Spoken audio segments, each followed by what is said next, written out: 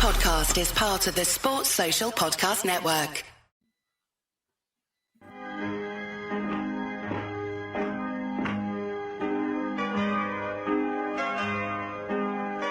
Down goes Frazier!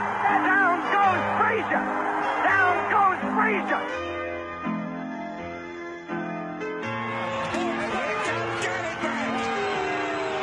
This should be the round of the century.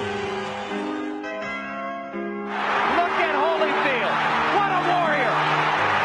If he weighs 205, his heart weighs about 204. Hello, Boxing Asylum listeners, and welcome back to Punches from the Past, the show where we delve into boxing's rich history and talk about the fights that really matter. I'm Steve, and joining me on the call for episode 4 of season 5 is Andy Patterson and Matty DiGianardo. After 4 action-packed series, we started season 5 with a bang, as Vernon the Viper Forrest threw down twice with Ricardo Mayorga. Then we travelled back to Russia for an ice-cold display of facial rearrangement by Guillermo Jones over Denis Lebedev. In our most recent episode, we revisited Lloyd Honeyghan's shock stateside win over Don Curry. On this occasion, we head back to 2010 and the Boardwalk Hall in Atlantic City, the home of so many great fights over the years. Facing off was an Argentine road warrior who had made his name in Spain before relocating to California to chase the American dream, against an all-action middleweight champion who had strayed above his weight class and paid the price before returning to defend his remaining 2 titles. Given their recent exploits, Andy, it was an intriguing clash of personalities and styles. It was, obviously there was whispers before the fight that Pavlik was having issues, problems. We had obviously the talks of the Paul Williams fight falling through and claims of a staph infection and reactions to antibiotics that claimed it almost killed him. So it was a big fight at that time in the middleweight division. It was like a division at that time. It was pretty thin because obviously Jermaine Taylor had been vanquished. Hopkins is up at 175 at this point, which Pavlik got beat off at a catch weight. It's very kind of thinned out, and challenger or worthy contenders at least were kind of hard to find. So this was really the fight between obviously Pavlik being number 1 in the division and Williams being number 2. Just could not, for whatever reason, get that fight over the line. Injuries and illness, and obviously allegations of ducking and that. But this actually served up to be something special. Actually, to have a guy coming up, taking the fight on notice as well, coming up from 154 as a champion as well in his own right, to fight the bigger man that was physically imposing. You could see the difference in size between these 2 guys. And that to put on the performance and what he did, I thought it was one of the best performances of that time I can remember, actually, because from that point on, maybe a couple of fights before that, Sergio Martinez was one of my favourite B-side fighters, actually. Anybody listening what the B-side is, it's a guy coming into away territory, not given much a chance, and but you always know he's going to be there. A guy like Gabriel Campillo, guys of that ilk, for example. So he was well worthy, proven to be a worthy contender, actually. But at the same time, as I think going into the fight, at least he would have been a betting underdog without doubt, just purely because of Pavlik's size, his power, and obviously the kind of the competition he faced up to that point as well. But it was something really, at least, because obviously, as we mentioned there, it was a fighter that actually, me and Matty at least, I can remember talking about going into the Chavez fight. I don't know if Matty can remember this, but I think we were the only 2 people convinced that Martinez was going to piss the fight against Chavez, and he absolutely did until the 12th round. But I guess we'll get to that. Mm-hmm. Oh, we certainly will do, absolutely. You've preempted me, Matty, and thrown something into the chat there I was going to mention to you. Where do you stand on both fighters? When did you first become aware of them both? Because obviously a lot of stateside fans would have picked up on Martinez whenever he fought Alex Bonema in 2008, and that was his WBC interim super welterweight title. He kind of announced himself on the scene. But as you've mentioned, the first time I became aware of him was in 2003, when he came over to the UK to fight Richard Williams, who was a good, solid domestic level fighter. Back then, the WBU, IBO, WBF, to a lesser extent, titles were really being lauded around Sky. Barry Hearn, in his original incarnation, was there. Richard Williams, the secret, was a good fighter. And a lot of people expected him to beat this unknown Argentinian who was based in Spain. Martinez got dropped in the third round, as he tended to do throughout his career. Managed to get the win over Williams. They loved him so much, they brought him back again a few months later to defeat Adrian Stone. Good fighter in his day. Had fought Sugar Shane Mosley as well. Knocked him out. And then the return in the King's Hall Belfast. I wasn't over here at that point, so I didn't get to go to that fight. He stopped Williams. Those were the 3 fights in the UK when I first became aware of this guy who'd been stopped by Margarito a while back. That was his lone loss at that point when he'd ventured into Las Vegas. Bit of a road warrior, Matty. Were you aware of him at that time? No, I didn't get to become like a real hardcore boxing fan until around the time that Sergio Martinez came stateside. So I was really introduced to him with the Bunima fight, and but then obviously I've gone back and watched some of those fights, watched highlight reels of them, the Margarito fight.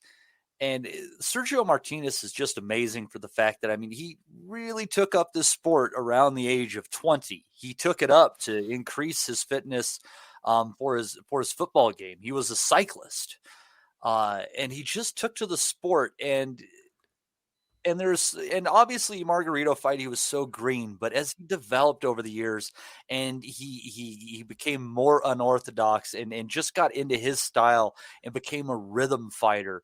It was the evolution of a very, very special person. And by the time he came stateside, that fighting style was basically polished to the Sergio Martinez that we know today. And you were blessed to see it beforehand, because when he was coming over here, you might have had a reckoning that, hey, guys, watch out for this guy because he is something else. And it was incredible. And he also holds a record, Steve. He's the only fighter who has ever been robbed of a victory in 3 different ways in a fight, via decision, knockout, and what could have been a disqualification for his Cintron's corner people coming into the ring. And he somehow ended up with a draw in that fight. The tale of Sergio Martinez is crazy. Yeah, that was absolutely crazy. I'm sure we'll get to that at some point. Andy, I don't recall watching the Margarito fight to this day. I should probably go back and watch that. Around 2003, Friday fight night on Sky 2004, I was in my hardcore element then, going over to Vegas and all. I was a fully fledged hardcore boxing fan, picking up the videotapes and the DVDs to try and watch these fights. But do you recall Martinez coming over and fighting Richard Williams at the time? And obviously, he was just another import, really. I had no real idea that with the hands-down style, the ultimate athlete, as Matty alluded to there, originally a footballer or a soccer player, as they would say, and a cyclist, that he was going to go on to do great things. Yeah, I'd actually had seen the fight between him and Margarito. Obviously, it was a downloaded copy. When I seen that, I honestly cannot mind, mate, but I'm guessing... I want to say around about 2008. So, and again, this is me trying to catch up on Martinez literally 8 years after the fact. Yeah. So, and I'm trying. I don't really recall sitting watching those 3 fights in the UK. So I know one of the Williams fights was definitely on Sky. So I have watched them back, obviously, and I think even the Adrian Stone fight was on Sky as well. It was really the Cintron fight that I kind of remember, where he got absolutely fucking hosed on the cards. One of the most disgraceful decisions you would probably have seen at the time, actually. And as again, the B side is having to take all this shit, having to swallow his pride and that, and basically accept it because he's really got no kind of star power behind him at that point. Kelly Pavlik, on the other hand, I think he came to kind of prominence with me roughly around about the time in the Miranda fight. Yeah. Again, it was just like a big punching, tall guy, massive power in the right hand, and then obviously the 2 fights leading into Jermaine Taylor, and then obviously he fights against Gary Lockett. But yeah, it's actually incredible as to how you see like one guy possibly like at his apex of his career, the lineal middleweight champion at that point, and then obviously it all seems to be coming crashing down as Sergio Martinez is coming into that point, whereas he seems to take over. And what a run he went on after this actually as well, Martinez. Up until the Cotto fight, so he had a good three years at it as well. So it was a good solid reign at least, and I still think it's a reign that he doesn't really get a lot of respect for as well, because as I say, his middleweight was not really thick at that point as well, and he fought the guy that that Pavlik either refused to fight, was scared to fight, or too injured to fight, and that was Paul Williams. Fought him twice. two great fights. Well, one great fight, obviously, got a bit of a bad decision on one of the scorecards, and obviously, emphatically, does the business in the rematch. But I want to bring up a point between the Paul Williams fight rematch and the Kelly Pavlik fight once we get to the round by rounds, because there was something interesting I picked up round 2 in that fight. No, absolutely. We're trying to remember that one. As for Pavlik, Matty, I know he was a good amateur, but I wasn't really aware of him on the scene. The first time he came into prominence for me wasn't really in Miranda. It was 2005, Fulgencio Zuniga. It was on one of those Telefutura fights. Zuniga was a bit of a danger man, dropped Pavlik early on. I'd got the DVD about 3 or 4 weeks later, and I was intrigued by this guy. I like the look of him, all action, tall, punching guy. He went on there, and I watched his next fight against Bronco McCart, who was coming to the end of his career by that point. He was in his 50-odd fights, McCart. He was a savvy veteran in his day. I think he had a couple of fights with Ronald Winky Wright, maybe fought 3 times, a draw or 2 thrown in there as well. He was a good, solid fighter. Pavlik steamrolled him, and I was like, oh, this guy's one to watch. And then when he fought Jose Luis Zaturchi, absolutely annihilated him in the 8th round.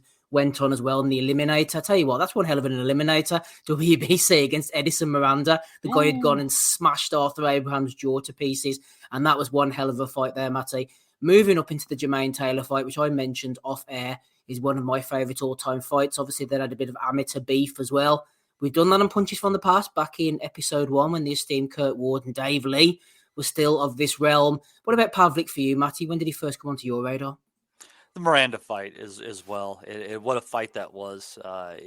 Good war. And Pavlik, you got to be.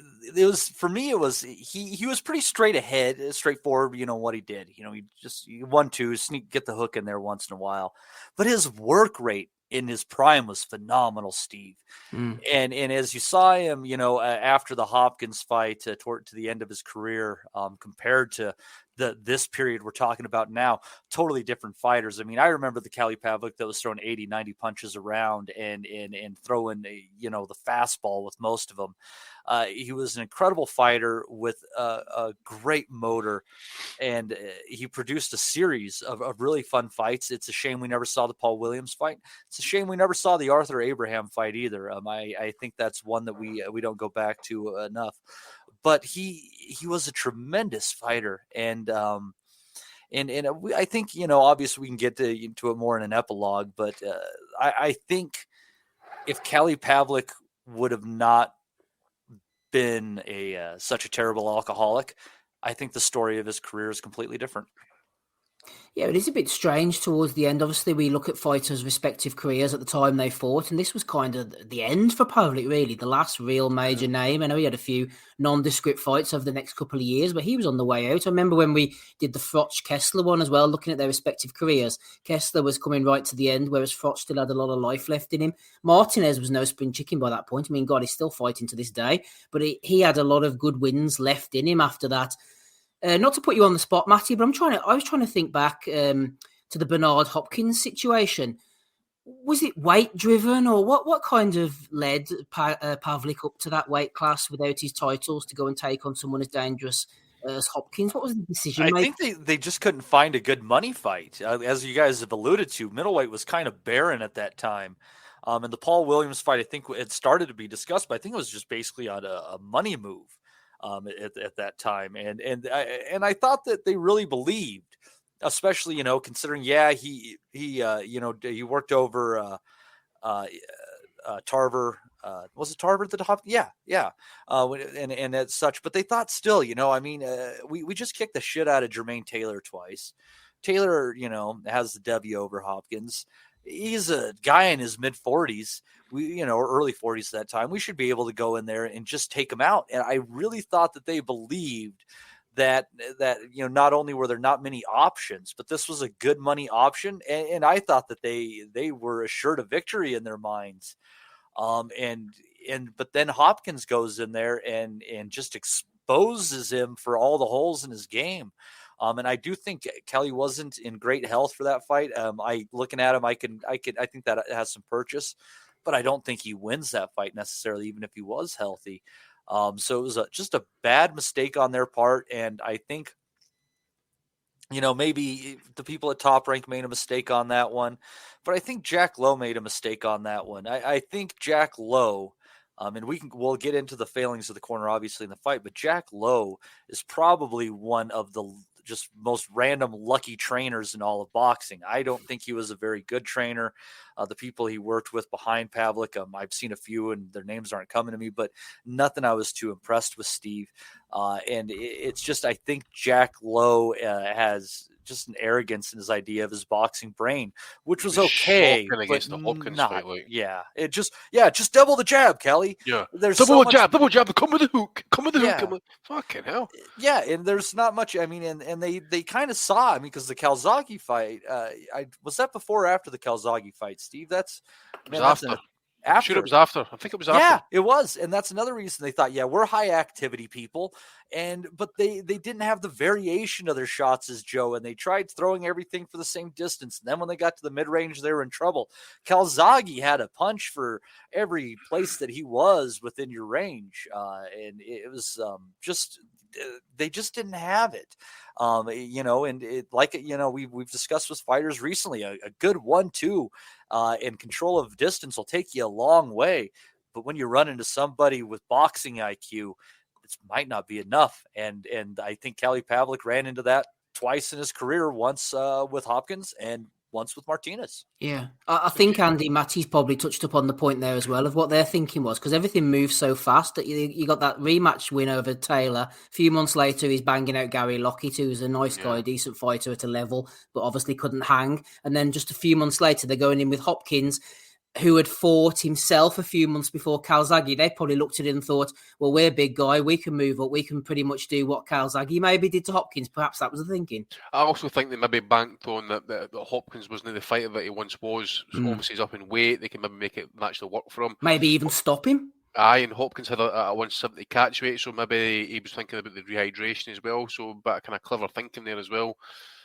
But if you look at that fight, it's a complete and utter demolition job. This play-by-play, he's picked apart. And I agree with what Matty's saying. I was trying to kind of figure out myself as to why that fight happened, but it's purely because there was apart from maybe Sturm and Abraham, who were still champions or belt holders around about the same point, there was nothing else for those guys. I mean, did you want to see him fighting Sylvester or Gavor or Castillo, Castillo had fought Oscar back in, was it the 90s? I think it was, Steve. Well, it was maybe the early 2000s, and he'd beaten Sturm as well. And a lot of people, Andy, at that time were really hoping they could get Pavlik against Abraham over the line, but they just couldn't manage it. It wasn't. That's the other thing as well. Is it was a chance here to get all these kind of belts kind of like umbrella, because obviously Jermaine Taylor got picked. The belts had been picked apart because obviously the rematch with Pavlik, so they ended up kind of getting cherry picked in that as well. So these fights weren't actually to be made, but Sturm and Abraham were making big money in Germany at that point, and unless you're going to get made life changing money to move over to America for a big risk fight, I just don't think the money was there for it. So they've obviously went up in weight, got schooled, and then I think the issue is then to come back down in weight. They've went up 10 pounds, and then obviously you've had the issue with the weight, and then obviously you had the issue with the staph infection. At this point, as you say as well, as those two defences in that there, Rubio and what's his name, Espino. There was nothing else. I think Rubio was maybe ranked in the top 10, possibly. I think Rubio was a mandatory, but Rubio was a good fighter. I think that's an underrated W on Pavlik's ledger, because you got to remember Rubio went on a little while after that, and he had a good W over David Lemieux as well. I think that if you look at Kelly Pavlik's resume, it's pretty straight ahead, but I think that's the one where there's a little bit of nuance to that victory, and just the way he manhandled Rubio. I mean, he beat the shit out of him. Quick aside, boys, you mentioned Rubio there. I remember Rubio was on the De La Hoya Hopkins undercard, got absolutely iced by Kofi Jantua. And I'm actually thinking to myself, I think Pavlik was on that undercard as well. I think I've seen Pavlik fight live. It's just come to me now, right, midway through the punches. What date was that, mate? I've got his record up there now. It would have been 2004, probably. I think it was September 2004. I think he was on the undercard. MGM Grand. Yes, Carlton Holland. There you go. There you go, Hopkins, De La Hoya. Aye. Yeah. Aye. So I did see him fight. That's right, because you reminded me there. Jan Tua absolutely sparked Rubio in the first round with a left hook. And as Matty said, Rubio was a dangerous puncher and he wasn't a joke or anything. He was a decent fighter. And I recall right early on, because Top Rank were promoting it, Pavlik fought on the undercard. Yeah, so there you go. So I've seen him live in some capacity. Juan Manuel Marquez fought Orlando Salido. Yeah, that was a poor fight. That Salido just ran basically for 12 rounds. But yeah, Pavlik, you could see he was a unit back then. Even at 21-0, I suppose he was quite well rounded. But yeah, as you said, Andy, Rubio was no joke. Like, decent fighter.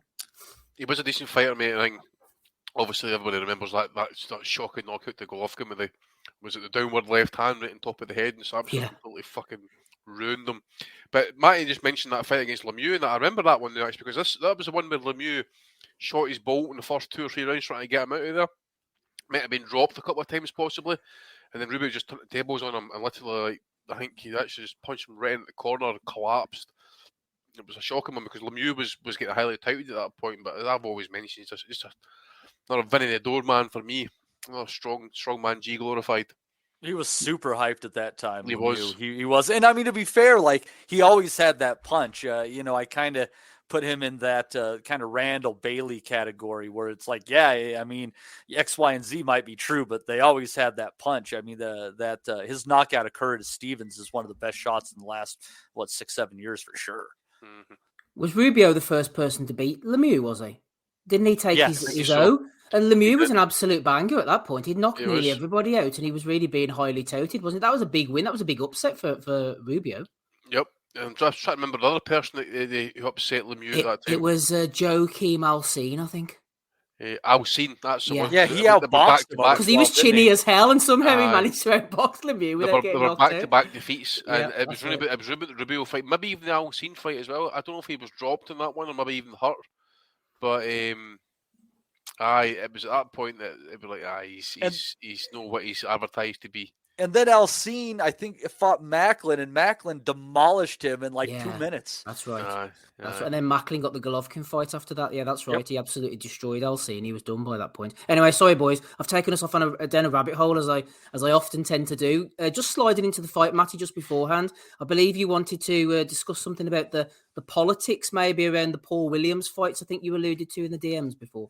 Well, it's that fight, and it looked like by the time it finally they cut it off the last time with the staph infection, that they were done with it. They had already been through multiple camps, pushed it back multiple times, injuries, other complaints, etc., etc. And it's for me, the more interesting thing about that was just all the medical stuff that Kelly was going on there. And I think because you're looking at it, he goes in and he gets a staph infection, and it's terrible. He has bad reactions to antibiotics. And I think that if you look at the way he lived and the problems he had in his life, this period of time where they were trying to get the Williams fight made, it didn't happen, and it led to the Martinez fight. That chunk of his career right there was the true beginning of the end. And I think you could see the beginning signs of a body that was starting to fail a fighter. Yeah, it was starting to catch up on Pavlik, the lifestyle. We head into the fight itself then. Some familiar voices on the mic as always. Larry Merchant, Jim Lampley on the version I was watching, Emmanuel Stewart as well, giving you that big fight feeling. Round one, Andy, I thought Pavlik was trying to close the distance behind his jab. He was struggling a little bit, as people tended to do, with the hand speed, the movement of Martinez. Martinez was cuffed to the floor at the end of the round. No knockdown, of course. Pavlik, though, it's a bad round for him. He ends up with a nasty cut over the left eyelid. Yeah, obviously, naturally, it's quite a recent fight, so we all can remember how Sergio fought. He naturally was a natural mover, laterally, trying to look for his openings. Pavlik, naturally, as I mentioned at the start of the show, he was actually bigger. Somebody mentioned maybe even 18 pounds heavier on the night, possibly, trying to get the jab working. But Pavlik, he got caught off that right hand, didn't he? And he just kept the movement up. He came out again, round two. The speed was a key to success for the majority of that fight, at least. I don't want to jump way too ahead, but I thought it really did take Pavlik really probably into the maybe the middle half of the fight before he kind of really got the rhythm going. But the success of Sergio, was purely based off his athleticism, his movement, and his speed. just kind of getting into distance, not getting too greedy, letting off the combination, maybe 3-4 punches here, and then he would pivot off to the side.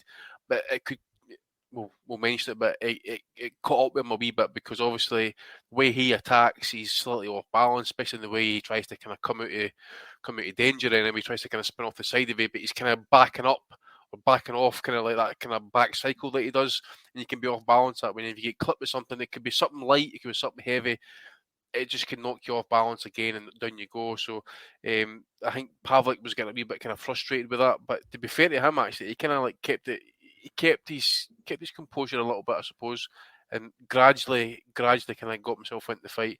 But it was just the skating out the distance from Sergio was really causing him problems. And I would say probably for the first two and a bit rounds, Pavlik's success was very, very minor. And whatever success he was, I think it was just single shots, really. Maybe like the odd right hand or a couple of jabs here and there. Nothing really sustaining to try and really kind of get Sergio to stop from movement or circling around about. Maybe a couple of clinches here and there. But ultimately, I felt the first 2 rounds were conclusive winners for Sergio. Yeah, Pavlik struggling to close the distance. Martinez lowering his hands as he tended to do. Matty moving forward in that kind of trademark languid stance, relying on his reflexes, his athleticism, his hand speed. A couple of near misses on head clashes as well. Pavlik was struggling at the weight. We all knew this. He rehydrated above light heavyweight, as Andy alluded to. I thought, Matty, he did look a little bit bloated around the waist. He did. I noticed that, but I'll tell you something I noticed in particular, Steve. As a longtime Martinez fan, I think this might have been the last fight or the next to last fight for Martinez not wearing a knee brace. I noticed that watching it today. I'm like, he's not wearing a knee brace. And you can tell this was, I think specifically about this fight, this and the Williams rematch knockout was the prime Sergio Martinez. If you're looking to pick out a little period of time, it's this. He had the movement, he had his style down, he had the punches, and he came out in the first round and it was all together. He was working the ring, he was owning the real estate, he was walking Pavlik into punches, and he started to show that style that he developed that works so well against big men at the weight by cueing in that 1-2 to the midsection. And it really is almost a rinse, wash, repeat cycle for Martinez during the early rounds of this fight. I meant to mention, Steve, sorry, just as we're talking, you meant to remind me to put that wee bit about the Williams sorry. fight. So I just remembered as Matty was talking, I was just reading my notes here, there's the bit there. Round 2, there is a moment in that fight where Sergio actually throws a left hand in a similar fashion as to how he knocked out Paul Williams with identical shot. He kind of like dips over to the right hand side and he kind of like arches the kind of left hand up and over and across, and it didn't really hit Pavlik flush or clean. And I was just wondering that if he'd caught Pavlik the same manner of what he caught Williams with, actually, it would be interesting to see how he had reacted, because we all can remember how he reacted when Taylor dinged him up. Mm-hmm. And it would be interesting to see if Martinez had managed to land flushing them, because it was just cute. It was one of those moments. I think it's maybe the angle of the camera at that moment. But that's the same shot that he threw against Williams, and he landed with it. So it wasn't a lucky shot. It was something he kind of planned, because I think at that point as well, as going into the third round, Pavlik was biting on every feint that, Sergio was like, feinting the attack, and then Pavlik's got the hands up, or he's twitching to the right, expecting the kind of shot to come over his shoulder, and by that time Sergio's away at distance again, and he's got to then re-manoeuvre his feet and try and chase him around about the ring again. So I think at that point, even as early as round 3, Sergio's confidence is absolutely sky high, and even Pavlik tried to kind of keep Sergio backing up, isn't that? Just the constant movement, this must have been frustrating. Yeah. He's leading him a merry dance by the third round. Emmanuel Stewart on the mic rightly saying Martinez, he looks content, he looks happy. Pavlik just looks uncomfortable. He looks a little bit discouraged, I thought, as well at times. He seemed to get a little closer in the third round at certain points, but Martinez is no Bernard Hopkins, but his boxing ability, his speed and his rhythm is absolutely causing quite a lot of issues. Harold Lederman, Matty, in the fourth round, he's lauding Martinez's ring generalship, which has been the key to this point. Pavlik is finally thrown to the body.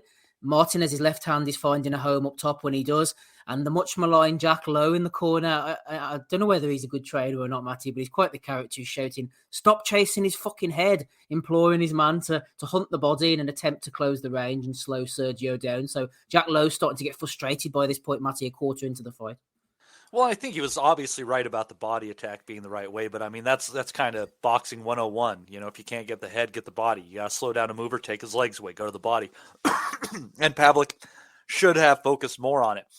You know, during this period though, in the third round, that's when I first time I noticed, Steve, that the first time that Pavlik got away with that little, it's a nice little dark art move of the little quick hold with the left short right hand when Martinez was leaning which down. Will become prominent. Exactly. That's the first time I really caught it happening, was in the third round.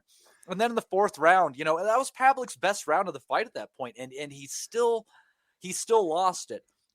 But you could see that he was starting to figure it out, starting to close the distance a little bit more, starting to find the times when to throw with Martinez, which would become a prominent story in the middle rounds of the fight, finally getting the jab working.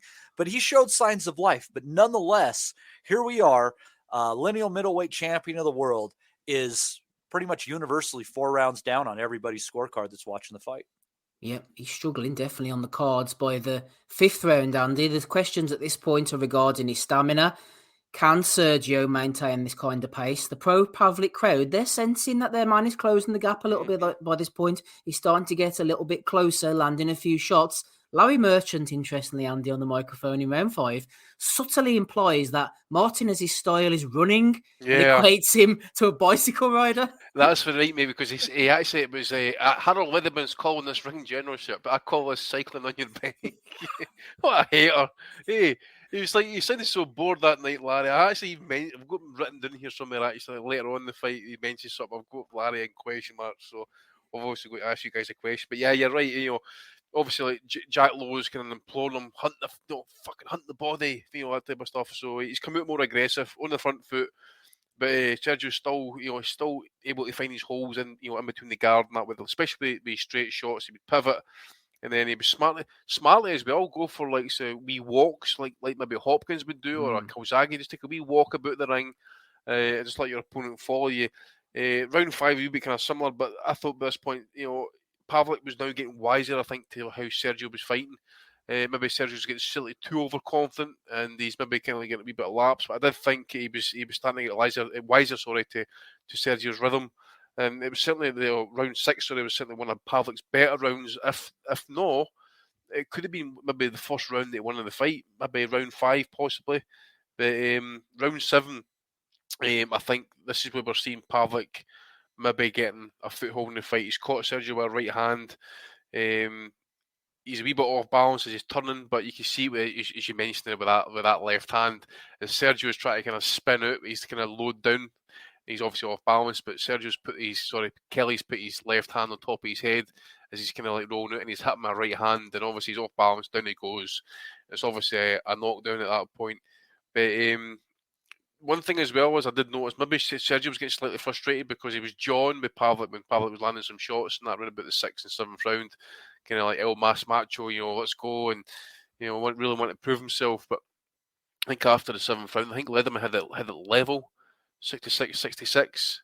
So that's obviously with the knockdown as well included. So I don't know if you guys scored the fight, but it would be really hard. I don't know if it'd be hard to have that level at that point, to be fair.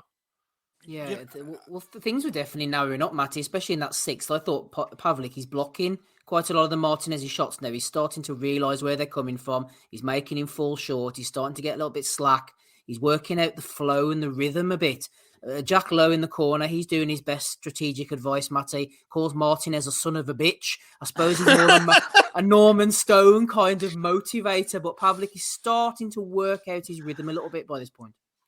Yeah, and I think Pavlik really started winning the fight around the 5th round. He got into it, and in the 6th, I think if you had to pick a round where it looked like he finally established the jab, and you got to remember, Kelly Pavlik had a really good jab, and he finally got it going in the 6th, where it was really controlling the rounds and setting up his work. He started finding a way to kind of parry away Martinez's right hand when he threw it, and then kind of coming in with a counter jab. A really clever shot, actually. I think Kelly's ring IQ is actually a little bit underrated. But then you get into in the 7th round, and then he scores that knockdown with the little hold and hit move, a shot. I guess you could have gone either way on it. I'm fine with the knockdown, call it at the end of the day. But there you have it. After 8 rounds, I had Pavlik up by 1 point because of the knockdown. There's been 2 completely different fights at this point in time. We often talk about the tale of 2 fights and 2 halves. What I love about Martinez versus Pavlik, and obviously we're getting to it, is this is the story of 3 fights. All the thirds of this fight, all very, very different. And it looked so good for Kelly Pavlik leaving that 8th round. Martinez got his stuff together. He didn't look in much trouble.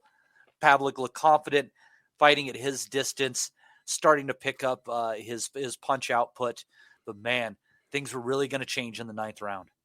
Yeah, Matty picked up on something there that I also picked up on in round 7 was the ring IQ of Pavlik. He's showing that he's a well-schooled thinking fighter. He could adjust. He could adapt to different styles. After the Bernard Hopkins bout, we questioned whether he had the brains for this. And I think in round 7, he showed that he did. Midway through the 7th round, he has that kind of breakthrough. It's a cuff-in right hand mixed with a bit of a shove. Martinez is down. As I mentioned before with Richard Williams and other fights as well across his long career, Sergio was no stranger to the canvas. Let's have a little look now at how that transpired.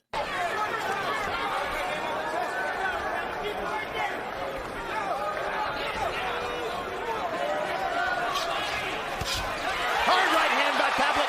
Down goes Martinez. Solid shot. He saw the target and made it count. Once again, I think it was more of Martinez being out of balance again, but that's often his case because of the way that he fights. He's thinking that it shouldn't have been ruled a knockdown. I can't see how. He caught a solid shot and went down on his butt. But he's off balance a lot the way he fights. Yeah, he's off balance a lot the way he fights. And at this point, Pavlik's turning things around. His jab's working really nicely, stabbing to the body. He's forcing Martinez on the back foot. Martinez's hands are still fast, but his agility's flagging, as Matty mentioned there, Andy, after that round 8. You'd have thought, here we go, Pavlik's turning the fight around. He's going to close the show in these last 4 rounds. Yeah, I think Sergio's corner were really imploring their fighter, really. Listen, you need to get back to what you're doing, straight shots. Forget about these looping ones that you're trying to get over the top. That straight shots down the middle, get the jab to the body, centre mass, and get out of distance. That's what he did. He listened to the corner. He came out. He committed more straight shots to the body rather than the looping shots. Pavlik's trying to kind of get the old Seb spear jab kind of going there to bring in the big right hand, or trying to kind of make his infighting effective. And he kind of he looked to kind of get his timing sorted a little bit as well. But I think at this point, Sergio's really kind of okay, he stamped his authority a little bit. He's listened to the corners, took the advice on, and I think now by round 9 at least, that the effective punches, were clinical. And the second cut in round 9 to Pavlik, to me, changed the whole fight, because that cut they just couldn't stop the blood for the remainder of that fight, and it was causing them problems. Sergio's dancing about the place. He's up, balls his feet, he's bouncing, the confidence is super high, and he's just causing Pavlik all sorts of problems with that right hand jab and the left hand behind it. I keep forgetting it's a southpaw, actually. Just comment to say jab right hand, so the right jab, left hand behind it, and Pavlik's face is just a complete mess at the end of the round. You can see he's swelling up underneath the right eye in that as well, really showing war wounds. And you can hear Jack Lowe just before round 10, the fucking raging with Pavlik, and that, you say, take your fucking head off centre. You need to move with this motherfucker. So it just, a minute wasn't enough to basically try and stem that bleeding. Obviously, rounds 8 and 9 were big on Harold Lederman's scorecard, because he's now got at 85-85. So clearly, he must have had one of the guys winning the 8th and the other guy winning the 9th, and that, because he's got a level heading in here. But one thing I wanted to pick up on round 10, I don't know if anybody heard Leatherman mention it, I think they maybe even questioned it, actually, that round 10 was close to being, round 9 I'm talking about, was close to being a 10-8 round. 10-8, yeah. One of the judges did score 10-8. All right. Did they? Yeah, the one there was because there was a 116, 111 card or 115, 111, I think. I picked up on that, Andy, like you as well. I thought when he said that, I thought, yeah, it was one-sided. I'm not sure he's that much in the ascendancy. Yeah, he landed 40 punches that round. He was right around 40 punches that round. It was. If there's a 10-8 round to be scored though, outside a knockdown, it's going to be complete domination. The guy's going to be pinballing over that ring in complete distress for me to even think about a 10-8 round. 10, it's a 10-point must system scoring, but even you had Floyd dominating rounds, you had fucking Manny dominating rounds, but it wasn't a 10-8. I just don't buy that was a 10-8 round, regardless of the blood and the domination. Pavlik was getting stung with shots, but to me he wasn't badly hurt or rolling about the ring. That he was clinging on for dear life. That you think, oh, that's a 10-8 round. I've seen fighters get stopped in far less perilous situations than that. Yeah, but they're usually a sea-level fighter, coming in for fucking Africa, some poor place, and just getting jobbed, But I don't think it was a 10-8 round, to be fair. I think it definitely did show a swing in momentum, though, Matty. Let's have a definitely. Look yeah, absolutely. We'll have a look at this cut. We'll have a look at the cuts on this clip right now, and just see exactly how it transpired. Because Pavlik was definitely feeling sorry for himself at this point. Pavlik with a right hand. Martinez has had his best round since the first two. This is the most decisive round of the entire fight. And it's all Martinez. Pavlik missed with the right hand. Now he lands one. Hard left hand by Martinez. Look at Kelly Pavlik's face. A bloody mask. And now there's a heavy flow of blood from both below and above the right eye, I believe. And Martinez is showboating. Yeah, I think Matty just sapped the life and the energy out of Pavlik at that point. He made him realise how difficult the last 3 rounds were going to be. Well, and it's got to be incredibly demoralizing to go on such a great run like Pavlik did, getting yourself back in the fight after getting completely blanked in the first 4 rounds, and then have this guy come out and just pile it on, cut you up after you've had him on the canvas. And Jack Lowe had his failings in the corner, but that corner, if you're looking at, some of the, bigger fights that we've had in our time or meaningful fights, this is the lineal middleweight championship is on the line. This is one of the more pathetic things that I've seen happen in a corner. There is no excuse for the quality that they had for their cut man in that. Yeah, it wasn't a cut man. They were not prepared. They were not using. They weren't using anything to fill the cuts. They were just throwing a towel over his face. It was. I'm trying to glue it. You're the middleweight champion of the world. Your corner should be the top of the top, and that was an absolute failing on the corner's part. And I'll tell you what, if they had someone that knew their ass from a hole in the ground for dealing with that cut, Pavlik's not out of that fight in the 9th round, because they might have been able to stop the bleeding in a meaningful way, and he might have been able to step back into it. But that cut was nasty. And since they couldn't seal it up, I think he was absolutely demoralized. And, most fights, you say it was, won or lost by the fighter. I think this is a fight where you could argue that it was won or lost in the corners. Yeah, you rely on that corner team to implant that kind of confidence. And as much as they say it's nothing. A fighter of Pavlik's experience will know. He'll feel that warm blood pissing from either eye. He'll know exactly what the extent is, as he alluded to afterwards. Because in the 11th there, Martinez, he closes the round with a fantastic display of two-fisted artistry, really, just shot after shot. Pavlik's trying to get out the way. He's struggling to see at this point, as he mentioned afterwards. He's just struggling to avoid the shots. Martinez, he's buoyed again. He's absolutely athletic. Some funny corner work going into the 12th, I thought, from both sides. Andy, Gabriel Sarmiento, brother of Pablo, in Martinez's corners, like, keep hitting him, keep hitting him, you ass. And Jack in the other corner says, we need to win this round big. We need to stop this motherfucker. But Pavlik, it doesn't look anywhere near close to stopping this motherfucker. He opts to box in the final round rather than closing down the distance and letting his hands go. He's just tired. He's gushing with blood. He just didn't have anything left to offer.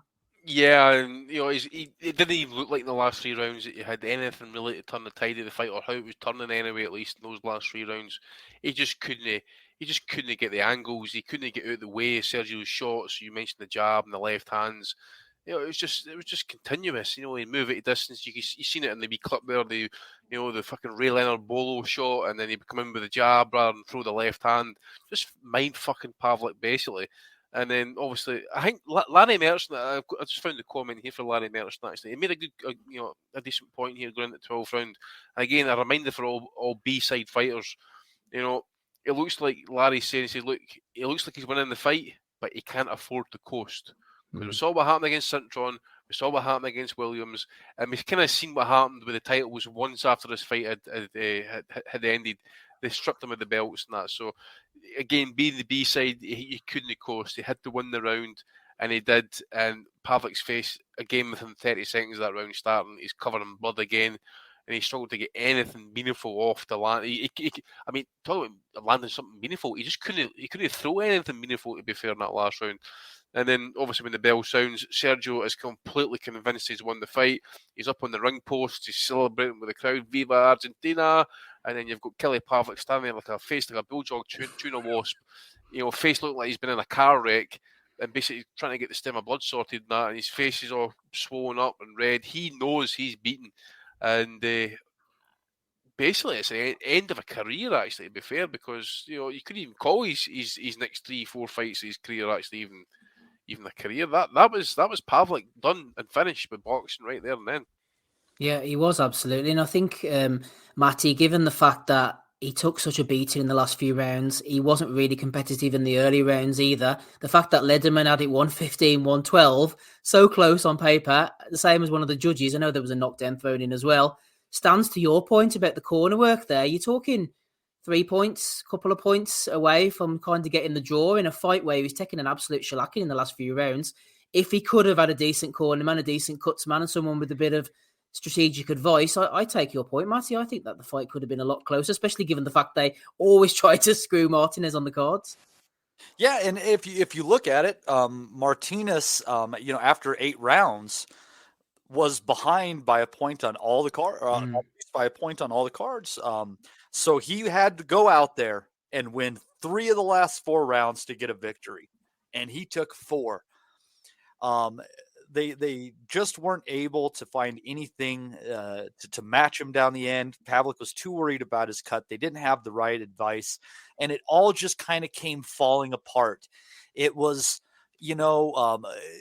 almost a metaphor. I mean, for Pavlik, it like everything should be there. It looks right, but the pieces aren't there, and it has to do with those little things. As you talk about, Steve, these big fights are really won at the margins. Do you have the right corner? Do you have the right cut man? And how do you treat your body? And I think it all came to a head. And you had a supreme athlete going against an incredibly hard punching fighter with an alcohol problem and a shitty corner. So when you get into the late rounds, you're not going to have it. And if there was anything that Martinez had, he was an incredible fighter past 6 rounds throughout his career. And he kind of had a theme of kind of zoning out against some fighters in the middle rounds too. I think he might have let Barker back in the fight in the middle rounds too. Martin Murray, yeah. Murray, yeah. That Murray fight was the wet ring in his movement. That was another story. But for Sergio Martinez, it was an amazing story for him after those times of getting done wrong, especially after that Cintron fight, the Pinheiro Benoist card in the first Paul Williams match. It was great to see him pull it out.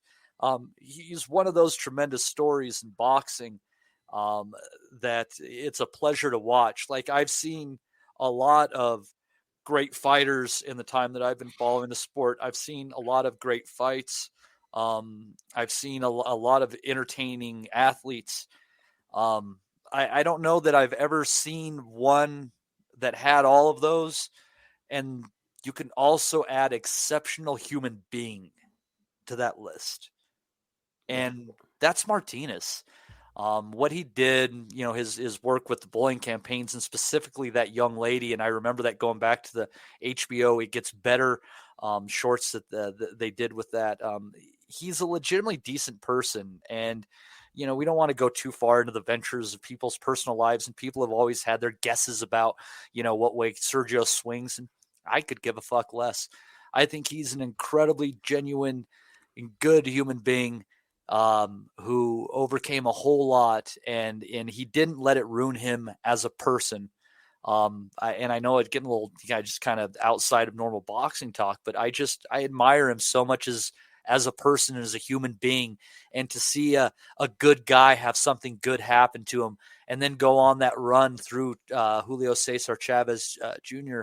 I mean, he was my favorite fighter during that time. And this fight was the real beginning of him becoming my number one guy, because I love Kelly Pavlik too. They were two of my favorite fighters. I went into this fight not knowing who I wanted to win. And I came out of it just absolutely enamored with Sergio Martinez and knowing what level he's on. And to see his career the way it was, the Miguel Cotto and the Murray fight notwithstanding, that part when he came to America and he made his stamp, and the guy who was bullied as a child, he came over and he made his fame with his fists. Man, I was just glad to be there to see it.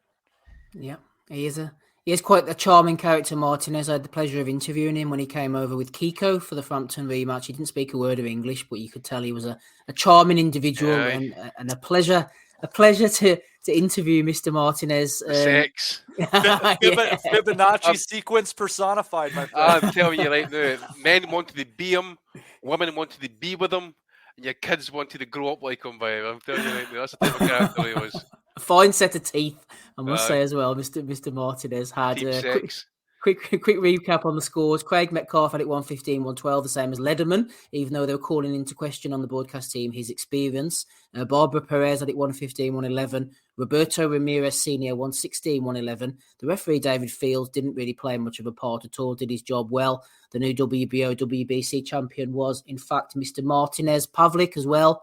He's had his struggles outside of the ring. Before we just look briefly over his career, which absolutely dwindled out after this. I think his career burned brightly around the time he fought Miranda. Then it absolutely glowed in the two Taylor fights. And then it burnt out very quickly as his career wound down towards its conclusion. He was very affable at the end, very genial guy, and he gave a lot of credit to Martinez. Let's have a quick listen to Pavlik being interviewed by Larry Merchant after the bout. How did you solve what he was doing in the early rounds to take control in the middle rounds? I was just using my feints, and I was jabbing as he was coming in. He was hopping in and a jab. I started establishing a jab, even some right hands, and but then after, I think it was the 8th round or 9th round, and he came out and he just caught me with a nice left hand, and it cut me. It wasn't a headbutt or anything. And, from there, it was just a battle back, and it was hard to see punches. How did the cuts affect you? I couldn't see. It was like a white out in my right eye, and, like I said, it was just an uphill battle. And, I was still able to see punches coming, but he fought a smart fight. I mean, he would double up on that left hand. I would see the first one, I block it, he'd double up, and nothing I could really do about it. Yeah, not much he could do about it. Not really genial, I suppose, the wrong word. More deferent to his opponent there. After that, Andy, four wins, no excuses. He just burnt out and then kind of was forgotten about. He retired. He's obviously, like every fighter we've heard about, he might come back, he might do this, he might, they're talking about light heavyweight to the point, but he never has come back, and he seems contented at the moment. He's got a wife, a couple of kids, and he's running his own gym, and obviously Youngstown, Ohio, some great fighters come out of there as well. He's a beloved home fighter. I hope he can find peace, Andy. Yeah, obviously, he's apparently entered training camp for his fight at 195 pounds, pure muscle, which if that's true, I'm automatically thinking about Roy Jones coming down to fight Antonio Tarver after the Ruiz fight. Not a good sign, actually, but was it 2010? I think he'd confirmed he was going to go up in weight, and then people were really questioning him at this point. Actually, had his prime been and went, I think he was 29-year-old at this point. I think he was also I think he even declined his contractual obligation of a rematch, or his option, for a rematch against Martinez. And plus, he was always going to get problems with movers.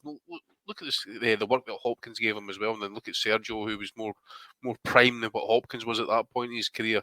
Never fought for a year. During the time, I think he'd entered in alcohol rehab as well. Exited in January 2011. Then he's come back. I think it was May 2011, fought Alfonso Gomez, who was from the Contender Series, won a majority decision there. Looked very, very rusty. I remember, I think he maybe teamed up with Robert Garcia at this point, I think it was. Yes, that's right, yeah. Aye. Yep. And then almost another year of inactivity followed. It's at 29. Questions were saying that he's post-prime, and he got done for DUI. I think it was December of 2011. So I think Bob Arum, you're mentioning, beloved by his local people, and I think there was maybe a bit of pressure from the local people as well, because he obviously this local kid made good, but Bob Arum wanted him to leave Youngstown, escape the temptations, and that's who ended up in Oxnard, with Robert Garcia. Well, that's something we hadn't talked about, interestingly, and I don't know if you touched on it at all when you did the Jermaine Taylor-Kelly Pavlik fight, but you have to think about the weight that Pavlik did have on him. This is a guy coming from a city that was once a great American industrial city, was once a great American boxing city. Boom, boom, man. Youngstown, Ohio. Yeah. He had the weight of the world on him, and that's tough for a guy like that. And Kelly Pavlik was very endearing to me because he reminds me so much of the people I grew up with. He's just a good working class guy. He's not a bad person. His troubles, he's out drinking and having a good time and fucking off. And yeah, maybe he gets in a bar fight here and there, but sometimes guys get in bar fights, right? It doesn't matter if you're a fucking boxing champion or not. But he battles these demons, and the biggest one is alcoholism, and it created his ceiling. And I think a lot of that might have stemmed from the pressure. And it's really tough. That part of America has been slowly dying for many years. Like the cotton mills or something. Like the Rust Belt. The car factories and things like that. It's just all sorts of different factors have gone into that. And it's crazy because you're bringing hope to those people. You're there. When they see you fight, they believe in themselves and they believe in a brighter day. Because he's one of them. Exactly. And honestly, I kind of just realized it going over this. The most, maybe not their careers and their heights and stuff like that, or maybe so. But I think the most apt comparison to a British fighter is I think Kelly Pavlik is an American Ricky Hatton. He really is. See, the other thing as well is obviously, Pavlik's from like you say, was a Slovak ethnicity, I think. So I think there's a big Slovak community in Youngstown as well. Okay.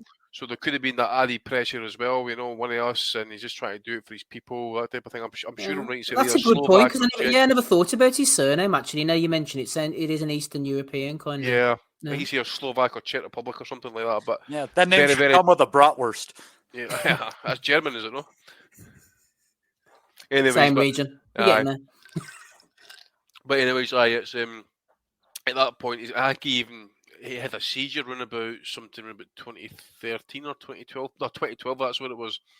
He had some sort of seizure, Pavlik, and he attributed it to possible, brain damage. So he decided to retire based on his long-term health, long boxing career, and ultimately lacked the motivation. And if you're lacking motivation in that sport, you ain't going to be in it for long, if that's what you want to be doing. So he's got out of that.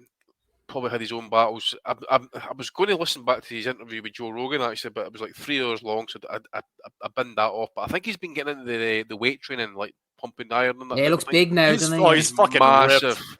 He is massive these days. He's like, what is he, 6'2", 6'3"? You can imagine he's not having to cut weight, so he's not a skinny dude anymore. I think he said he's about 225 and he's solid. Jesus, man. Heavyweight comeback. He talked about coming back as a cruiserweight briefly. It just never came to.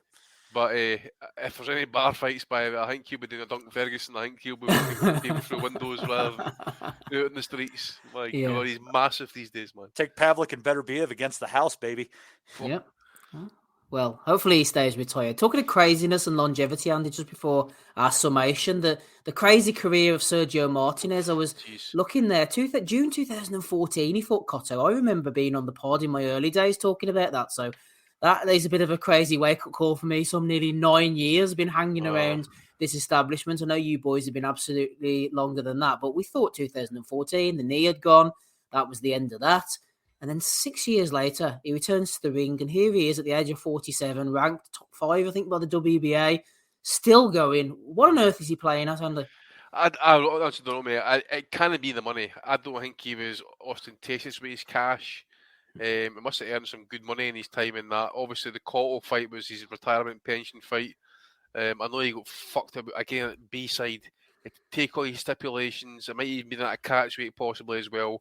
They wouldn't allow him to wear a certain type of knee brace, or they wear an actual sleeve, and oh my fucking god, the guy had no chance. You know, the legs were gone. You know, seen him try to move about that ring that night, wearing those stupidly, hideously long shorts just to hide the fact that his legs were gone.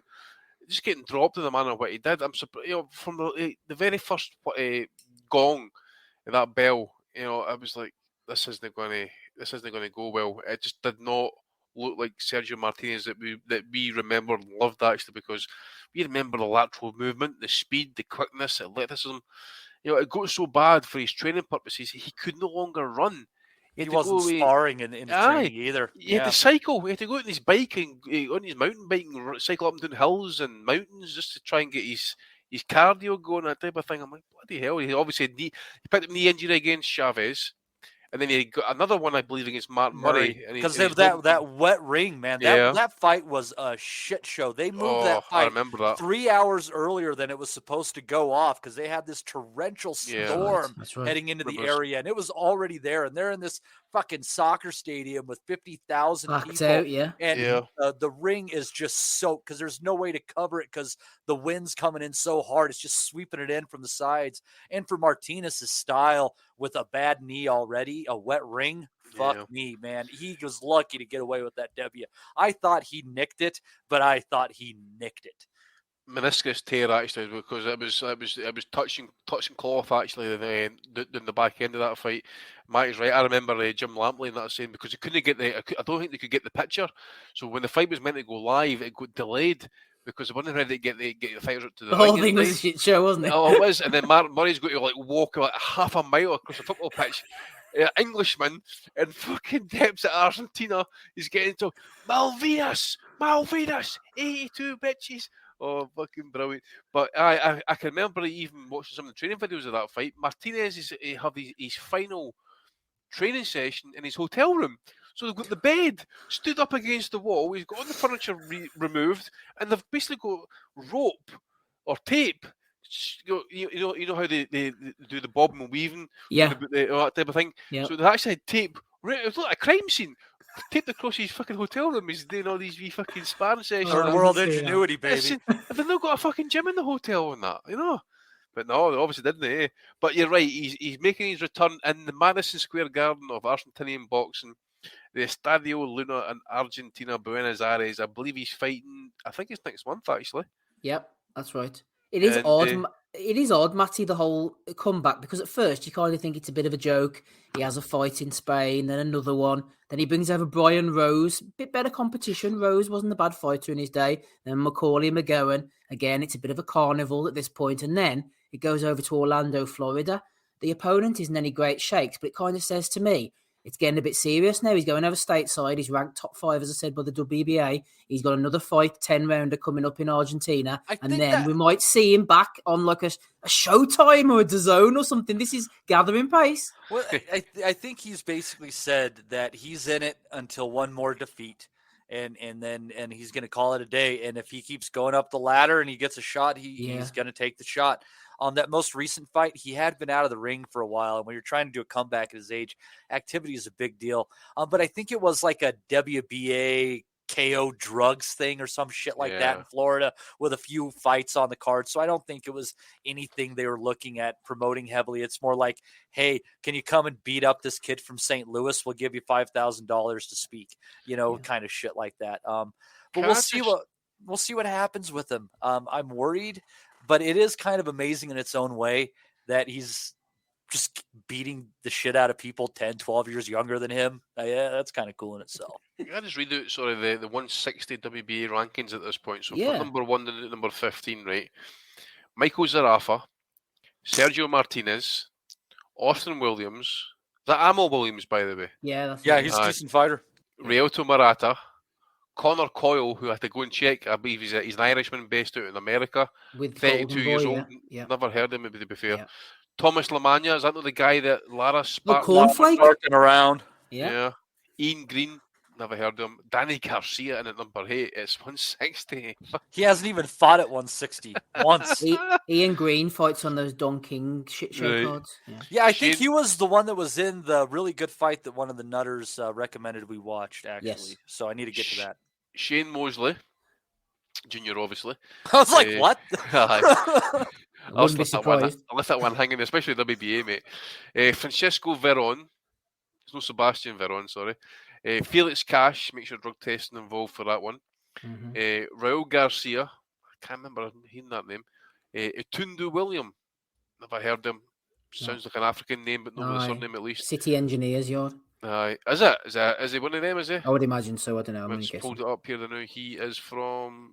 he's actually born in Ivory Coast. Okay. Now stays out in Brazil now. 29-year-old, fought absolutely It's a bit nobody. As absolutely Brian Mendoza, and then bringing up the round number 15, Fedor Serkazny. I think he's either Ukrainian or probably Polish. My gosh. That is his run possibly at winning a title. Now, obviously, you've got the belt holders, Golovkin still kicking about there. I could see him beating Zarafa. Could see him beating a few of them names that you mentioned. Some of the ones I've heard of. The thing is, I mean, you mentioned Golovkin there. Could it even be that we see Sergio Martinez finally fighting Golovkin? Because I remember, I don't know if Mike remembers, but I remember Lou DiBella mentioning this fight at the time, saying, listen, Golovkin hasn't earned the fight yet, or the wipe was put across in that you know when Lou starts to swearing and this, that, and the next thing and that, you know he's trying to bullshit and bluster his way out of the situation and that. So that was the point there. Nobody wanted to fight Golovkin around about that time either. You know, I think that was a bad style fight for him too. Jesus, I thought that was a bad fight for Martinez. And you remember, Martinez was not at that time a fully fledged, legit middleweight. Yeah. You remember, he came up from 54 and won the title and just stayed there because that's where the opportunities lay. Well, he was the lineal middleweight king, you know. Yeah, I mean, and he just years. He's and that's, I think, one of the things that's incredible about him is not only I think could he have still made 154 at the time. I think that he legitimately could have probably gone a few pounds south when he was trying to get Pacquiao or Mayweather up there.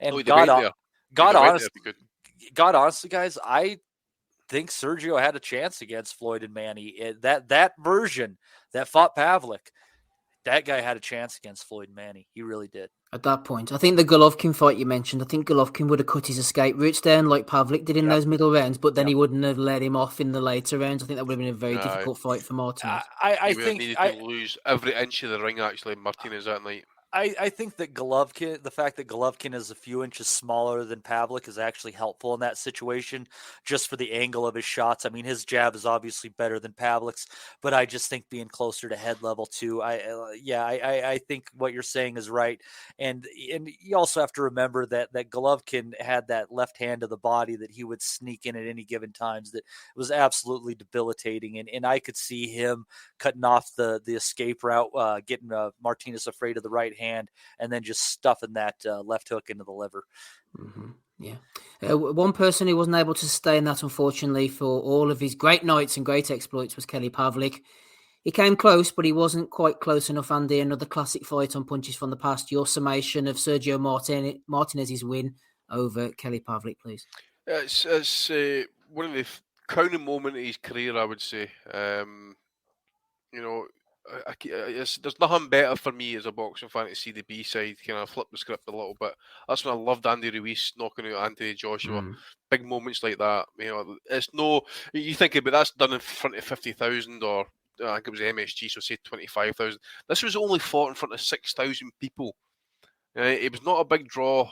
He's travelled in from Spain. You know, that's where he made his base and that.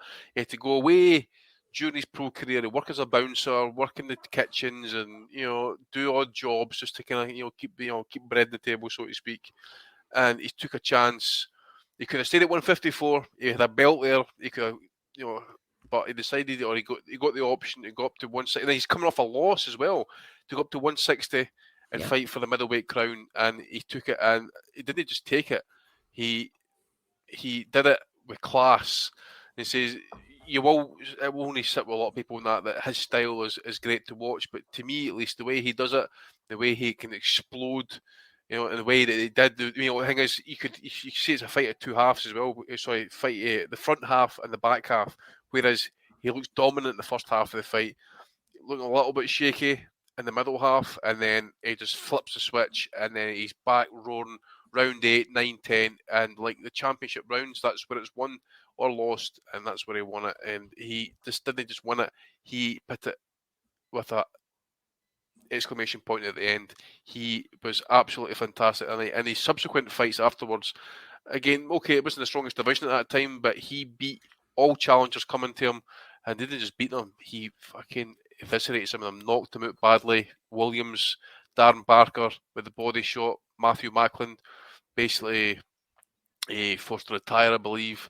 And then that absolute clinic that he put on against Julio Cesar Chavez for 11.5 rounds. Yeah. It was one of the most one-sided fights you would see in his reign, actually. It was absolutely tremendous. And then you could probably say that was his career up to that point, because obviously with the knee injury at that time, and then obviously with the Martinez fight happening literally, like it was within 6 months of the Chavez fight, his career is pretty much over after that as an elite champion. But summation, very, very good fight. It's not a fight of the year contender. It's not a Paul Williams fight, basically, like the first one. But to see a wee man go up against a big man, basically, and just take him apart and mentally destroy him, it's well up there.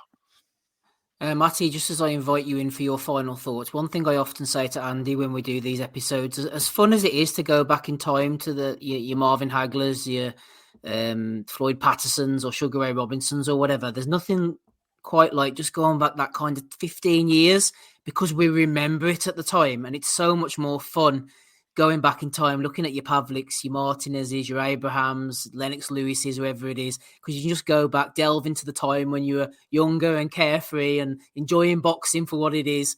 And it just brings back those memories. And I love going back, and I'm glad that you picked this fight. And we just went back in time, just that 12 years, whatever it was, 13 years, and really enjoyed two fighters at their peak in and around that we remember watching at the time. Yeah, it was... It's good to be around for things like this and to remember it. I'll always remember conversations that we might have had and debates about who would win. It was a pretty fun time for boxing, and for me, it just I think this fight belongs in the story of the transition of the middleweight championship of the world, the lineal belt, the man at 160 pounds. And this fight fits into that story so well. And it's a shame it went the Cotto route at the end with Martinez, etc. But it's a fight that really stands on its own, and both fighters got their say in it. But it was just a matter of, there was a fighter in there who was named Maravilla, and he was marvelous. He deserved that name. And for me, Kelly Pavlik is just going to be a story of what could have been. And if you're a believer in infinite timelines, I'd be curious about the timeline where Kelly Pavlik gives up the drink and goes and works at the Kronk gym before Emmanuel Stewart walks away. I want to see that fighter. That would have been an awesome thing to behold. Unfortunately, it didn't happen. Both fighters went their separate ways. And that's a wrap for episode 4 of season 5, Kelly Pavlik against Sergio Martinez. Fantastic fight as always. That's why we pick them. Thank you very much to Andy Patterson, as always, for jumping on this call, and for Matty as well. Hopefully he'll come back in the future for another one. And indeed, if you're listening at home, as hopefully you are whenever this comes out, and you want to join us, you have a fight to suggest, you want to jump on the call with us, you are all more than welcome. Thank you so much for being Patreon subscribers. We'll catch you all again with episode 5 of season 5 very shortly. Thanks, I've been Steve Wellings. We love you all, and bye.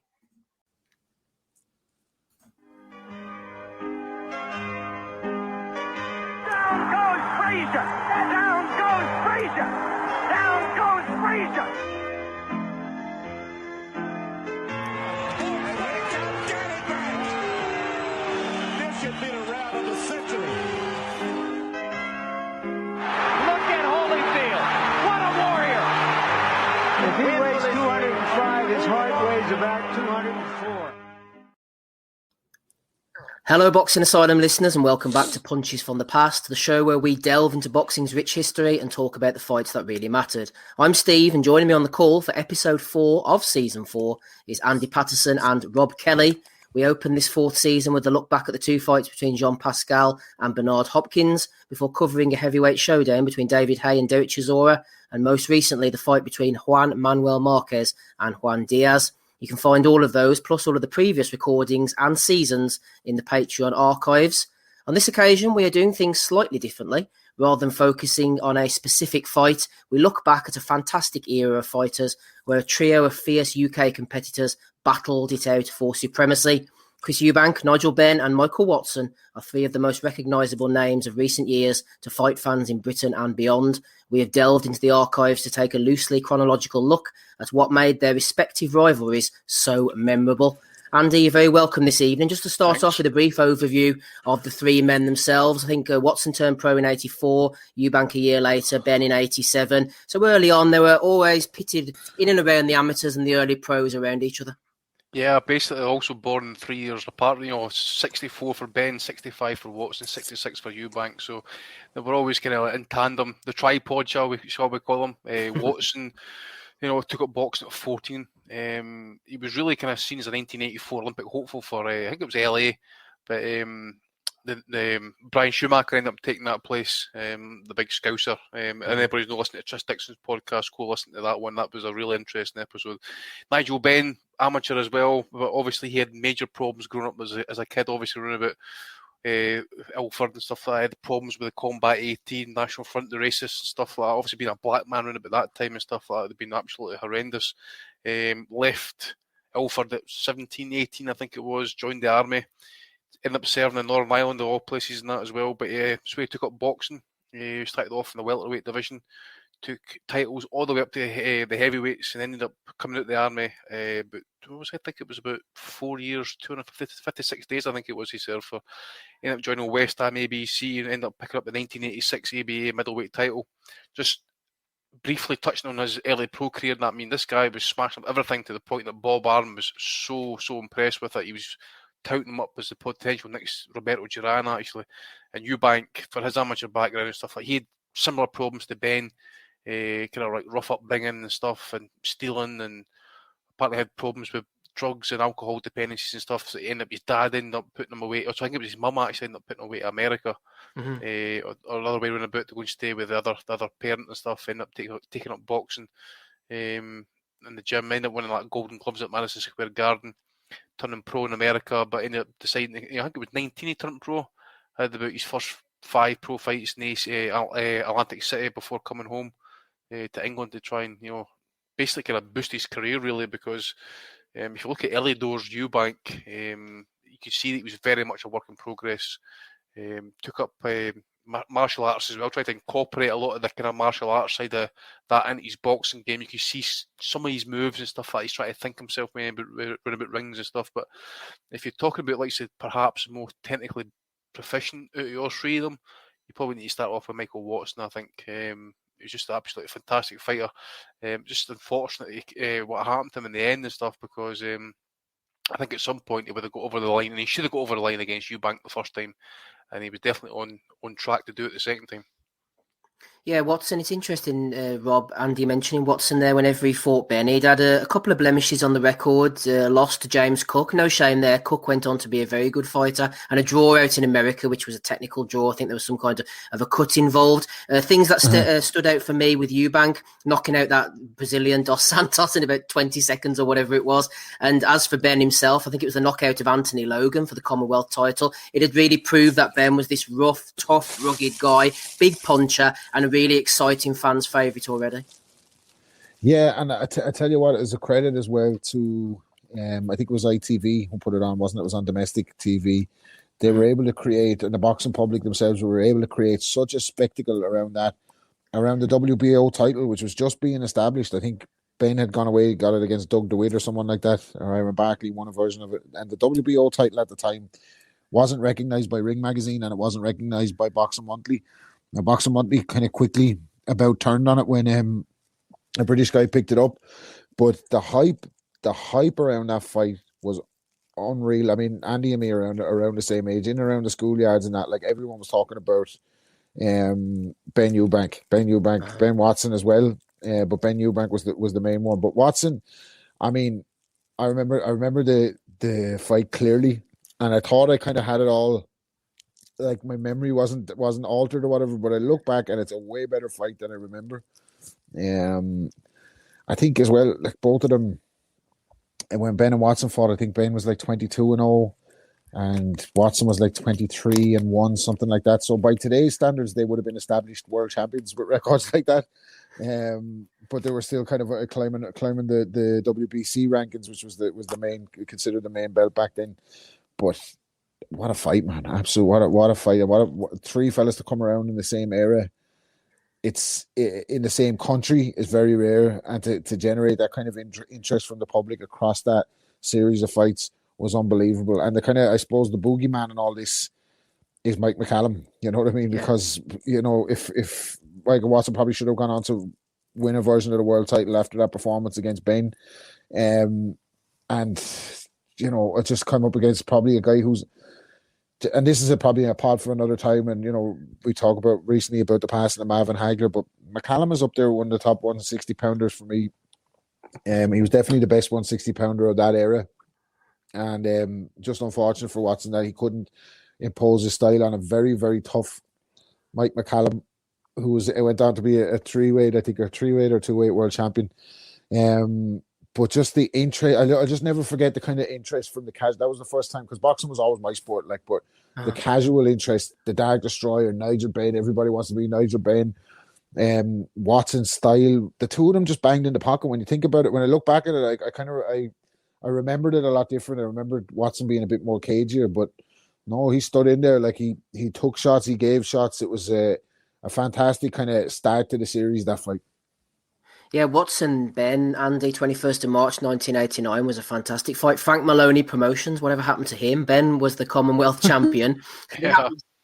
The atmosphere was amazing. I mean, it looked like a really pro-Ben crowd. Ben really fired up, straight out the box, throwing like an absolute madman. Mention Mike McCallum there. We will come on to that fight very shortly. Not going to go as in-depth in the fights as we usually do, because we've got to 5 or 6 to go through. But Watson was world ranked, but he still took that opportunity. He wanted that derby. He was a quick-witted guy, Watson. Yeah. He wanted to have a go at Ben. 22 knockouts, as Rob says, 22 wins. And he felt that he could tame the beast and be the man to beat Ben in this all-London derby. Yeah, the thing is, this is a Commonwealth title fight that was actually generating massive interest in America, that they were actually showing it as well. Ben apparently sat in the hairdressers for 4 hours that day of the fight. He get his hair done for it. He gets piped out to the 1st Battalion, his old regiment, Royal Fusiliers and stuff.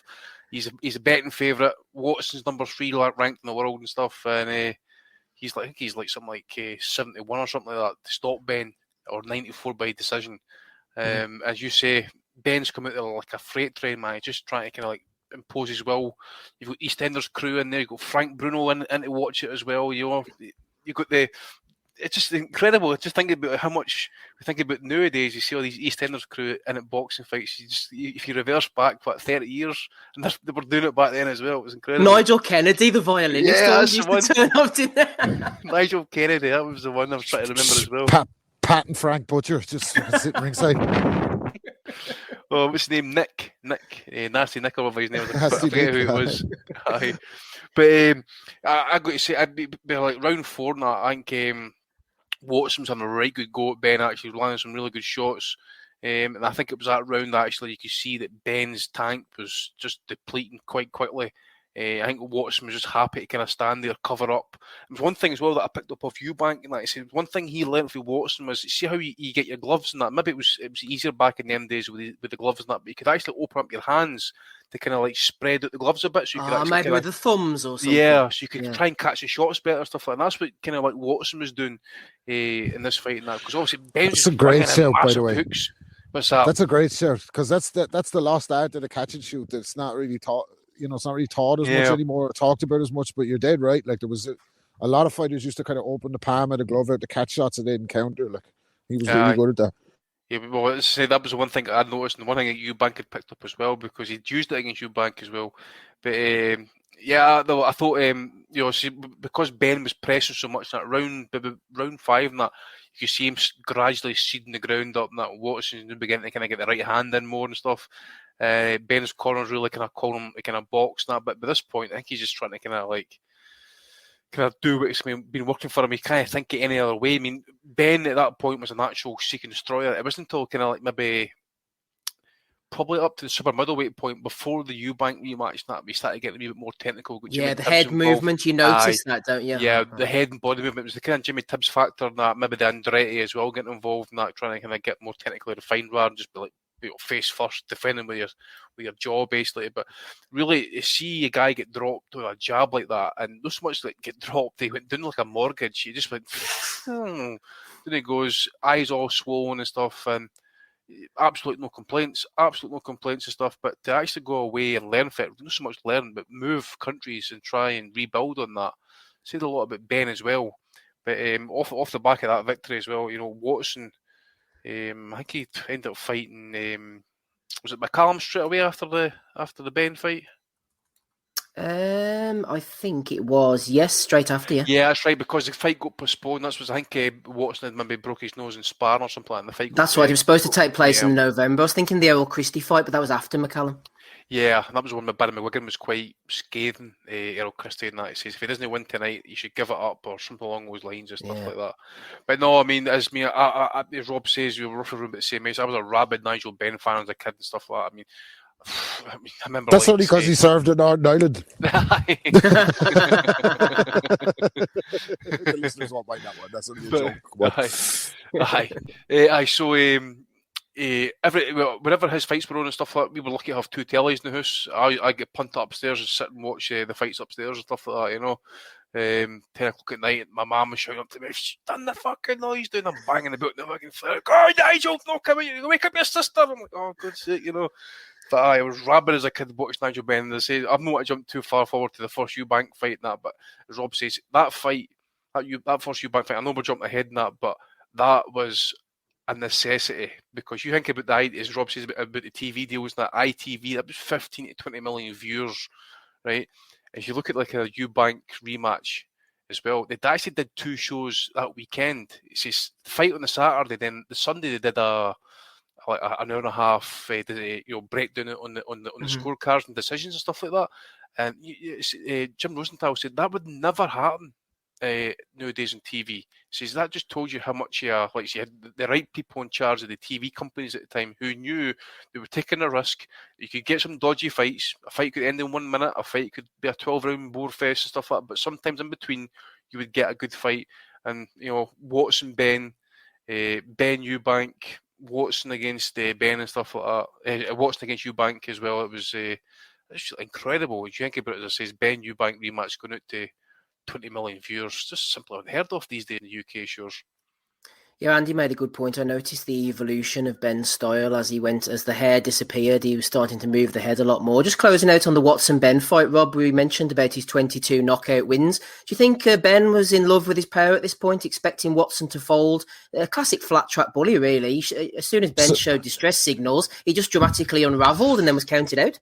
Absolutely. A lot of the time with big punchers, it's as much as they want to do everything right. Now, no doubt Benn was dedicated professional.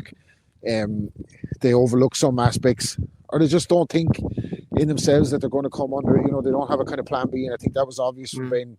The first time Watson tagged him at the ropes, you see Benn just completely drops his hands and kind of nearly not turns away, but just he's like he doesn't have an idea what to do when he gets hit. Like Hearns was a bit like that as well. Like there's so much power when you get hit, you hold. So I think. Yeah, you made a great point. Like the difference in the head movement from Benn, and I don't want to go off on a tangent, but the McClellan fight, I think there was 10 journalists ringside and they all tipped McClellan. But I look at that now and I think, why would I not have tipped John McClellan? Biggest massive puncher. Benn had been stopped by Eubank and Watson at that stage. But the difference in his head movement when he was under fire, I know he got dropped and put out through the ring, but the way he moved his upper body, the way he moved his head, he was a different animal. But at that time, I think you're right. He just unraveled, just basically unraveled. He always had that unloaded power shots.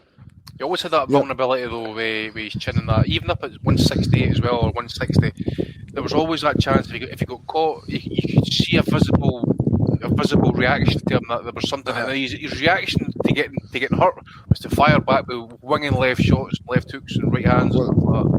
Here's one for you. Like I'm not saying by today's standard he might have stopped Michael Watson, but there's so many times in that fight where you look at Watson and he's just ear muffin, like, you know, he just has his two hands high over his ears, hands in tight, back to the ropes, and he's shipping shots. And I just wonder, like, if there's a house favourite by today's standards, they might, not saying it would have stopped the fight, but there's times where you're looking at it like, and Watson's not throwing anything back, but he's just biding his time, taking the shots, slipping in lovely short left hooks, and the Achilles heel for Nigel Benn, the straight 1-2 down the middle, which kind of undid him in a couple of fights.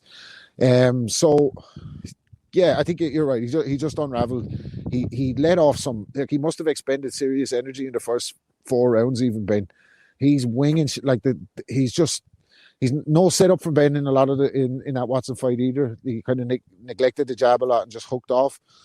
But I think, you know, it's a combination of the energy that he expended throwing heavy shots, the pace of the fight, and as well as that the actual kind of realization of what do I do when I get hit. So it was a kind of combination of those 3 things, that and the cuteness of Michael Watson as well, that kind of played out with the result of that fight. Andy, just as we slide into the McCallum fight, I was saying earlier off air that I caught an interview, it might have been on Grandstand or something, with Ben just after the Watson fight, and he was talking about a fight with Sugar Ray Leonard, who'd won against Duran. They were talking about stadiums, maybe Glasgow was mentioned, maybe another city in the UK. Any more information on that, or was it ever close to being made? I think that would have been after around about the time of the third fight, Duran Leonard. So that would have been that could have been kind of trading on name value at the end of that point and stuff. But need to go back and check that, to be honest with you. I remember reading Ben's book actually years and years ago, and it was something it was something that Aaron was really trying to make, especially the Ben Duran fight. And for whatever reason, I can't mind if it was because Duran was still a world belt holder, and they might have been stripped of the 154 title. I'm sure. I want to say that third fight against Leonard was at super middleweight, and I'm sure Duran held a version of the 168 title, and I think it might have been the plan to try and get the two together. And I'm sure Duran was then mandated to fight McCallum, but the money wasn't obviously in that fight, and Duran ended up vacating the belt. It might have been something along those lines. And stuff like you said, it was a trading off the names thing by that point. Yeah, by that point, mate, they were just basically sloths fighting with the. Leonard sure was about to get knocked out by Terry Norris, wasn't he? Yeah, no long after that. No long after that. Duran's best. I have the newspaper clippings from that one, by the way. Have you? I must send them into you someday. I used to keep a scrapbook of every boxing article in the newspapers before the internet when I was a kid. Like, so I must pull them down out of the attic someday, and I've got all the newspaper clippings from the Ben and Watson and all of them as well. All of them. I've just pulled a book out, Steve, right out my bookshelf, and I'm actually kind of frantically looking through the bibliography, looking for the Duran name to see if I can quickly get to it, and I have found it, but the only thing is there's something like 7 pages to it, so if you want me to try and get you an answer, just waffle away and let me get it. Well, I can certainly waffle, Andy, but I'm not going to put you under any pressure, like we say. We just enjoy having a chat. We've lost rapping Rob Kelly. He's been and Rob's back with us, knocked out by the breeze there, Rob. It was getting a little bit windy, I think. Was it? Yeah. No, I don't know. It's hard for me to hear it. In my ears, I'm always crystal clear, so I never know when it sounds windy in the background. But found it, mate. I found it. And he's got some info. According to Ben Dur's book, The Hate Game. Now, this is in the Ben Eubank affair. It says here, Leonard outpointed a listless Duran over 12 lopsided rounds. We know this. But Ben ended up fighting neither of them. Leonard, who was defending his WBC super middleweight crown against his old rival, was not a realistic target. Duran was still a WBC middleweight champion, was a realistic target because Aram had both Ben and Duran under contract. Barry Hearn, meanwhile, had already started a plan of a multi-million-dollar bout to take place at London Football Stadium in May. However, WBC stripped Duran of his middleweight belt because he had not defended it within the designated period, meaning Aram and Mendy, who was Ben's old manager at the time, had to wink out a new opponent for the upcoming spring. Enter Doug DeWitt, who had picked up, as Rob says, the kind of lightly regarded WBO middleweight title. There you go, everybody. Andy bringing us the information from his book live on air. Thank you for that, Andy. Fantastic stuff. Okay, so let's move on then. Michael Watson was also involved in our second featured fight against the great Mike McCallum, WBA champ. Fantastic fighter, the body snatcher from Jamaica. 14th of April 1990. I felt, Rob, that despite some brief moments of success, Michael Watson, for all of his heart, his guts, his skill, he toiled hard just to stay in the fight here. McCallum was just so experienced, so classy. Not just the body shots. We knew he was a great body puncher, but the jab, the ring generalship, and it's such an amazing technician. Yeah, and just kind of old man him, using his experience, his grit and his will, and just it seemed like if Watson was going to go up a gear, McCallum could have gone up another gear throughout the whole fight, and a ruthless finish from him as well in the end. McCallum, as I said, one of the best 160-pounders out there. He was fucking unbelievable. I think he'd only lost to Sambu Kalambe and probably had avenged that at that stage. I know he ran James Toney. He ran him to a split draw once and lost a majority decision, I think, or a split decision the second time. So he only really kind of lost definitively to Jones in his last fight or his second last fight, and I think Toney again. But he beat Julian Jackson, he beat Harold Graham, he beat Michael Watson, beat Steve Collins. He beat some fighters, McCallum, and he was going to take some beating. He was going to take some fighters. McCrory as well, mate. McCrory, another one. He knocked him out, didn't he? He knocked him out as well. He knocked out Donald Curry as well, mate. Yeah, Don Curry as well, that's right. So it was going to take a hell of a fighter to beat Mike McCallum, and Watson was just unfortunate. I think any of the three of them would have come up short against Mike McCallum. Yeah, especially Eubank. Yeah.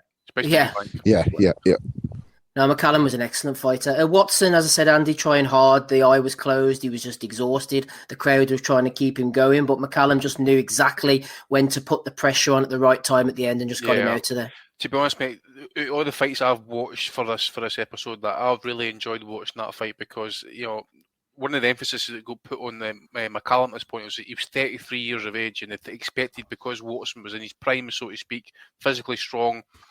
And the way he attacked or tried to attack McCallum the whole fight in that, man, he put it all on the line. That's all you can ask for. And I sometimes wondering that as well, if that was probably his prime finish there and then, because just at the end there, I think, wasn't he? Yeah. Because the first 4 or 5 rounds of that, I thought McCallum was absolutely dominant. He was dropping the body shots as early as round 2.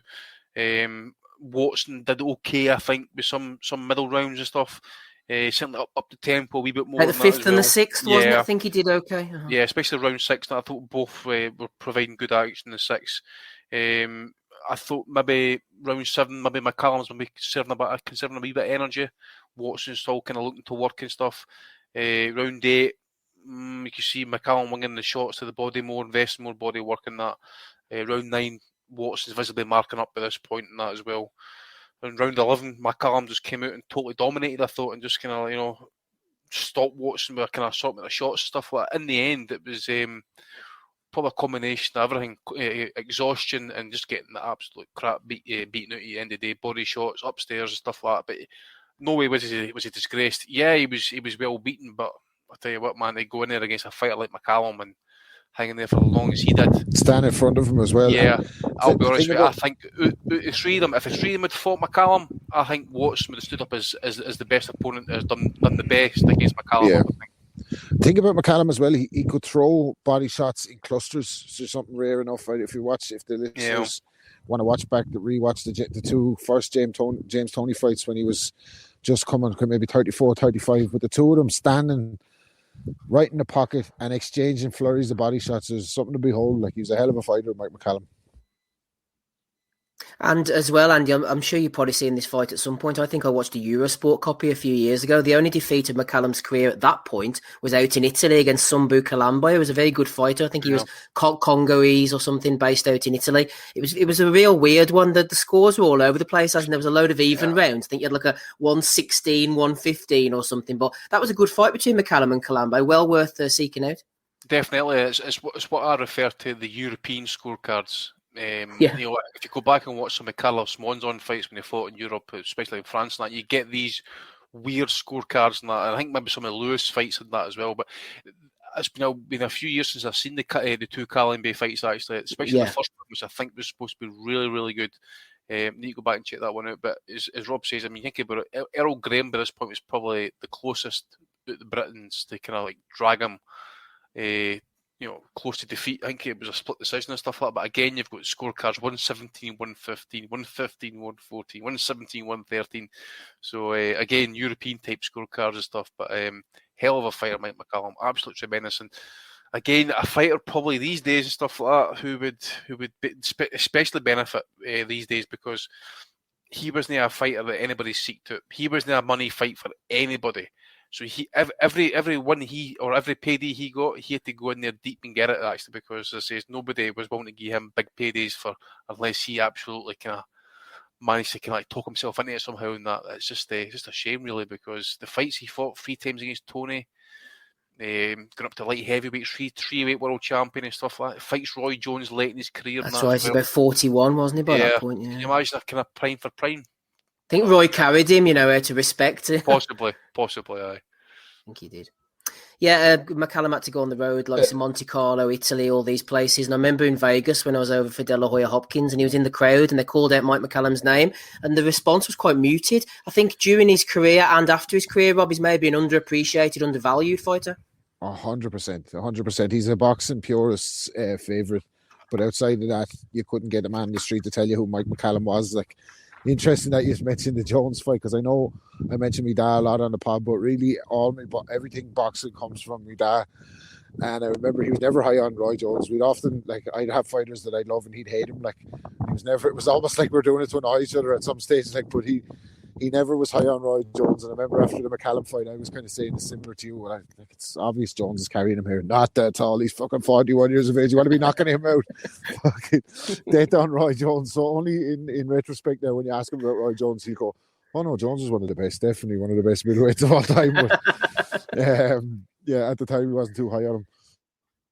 Okay, our next fight then, number 3, 18th of November 1990, a return for Nigel Benn, and the first time we come in contact with the legendary Chris Eubank Sr., strutting around the ring like a peacock, so confident in his fight with Benn, Andy, letting Nigel expend his energy. You can see why Benn loathed him so much. Eubank just had that air of superiority about him, but he backed it up in the ring.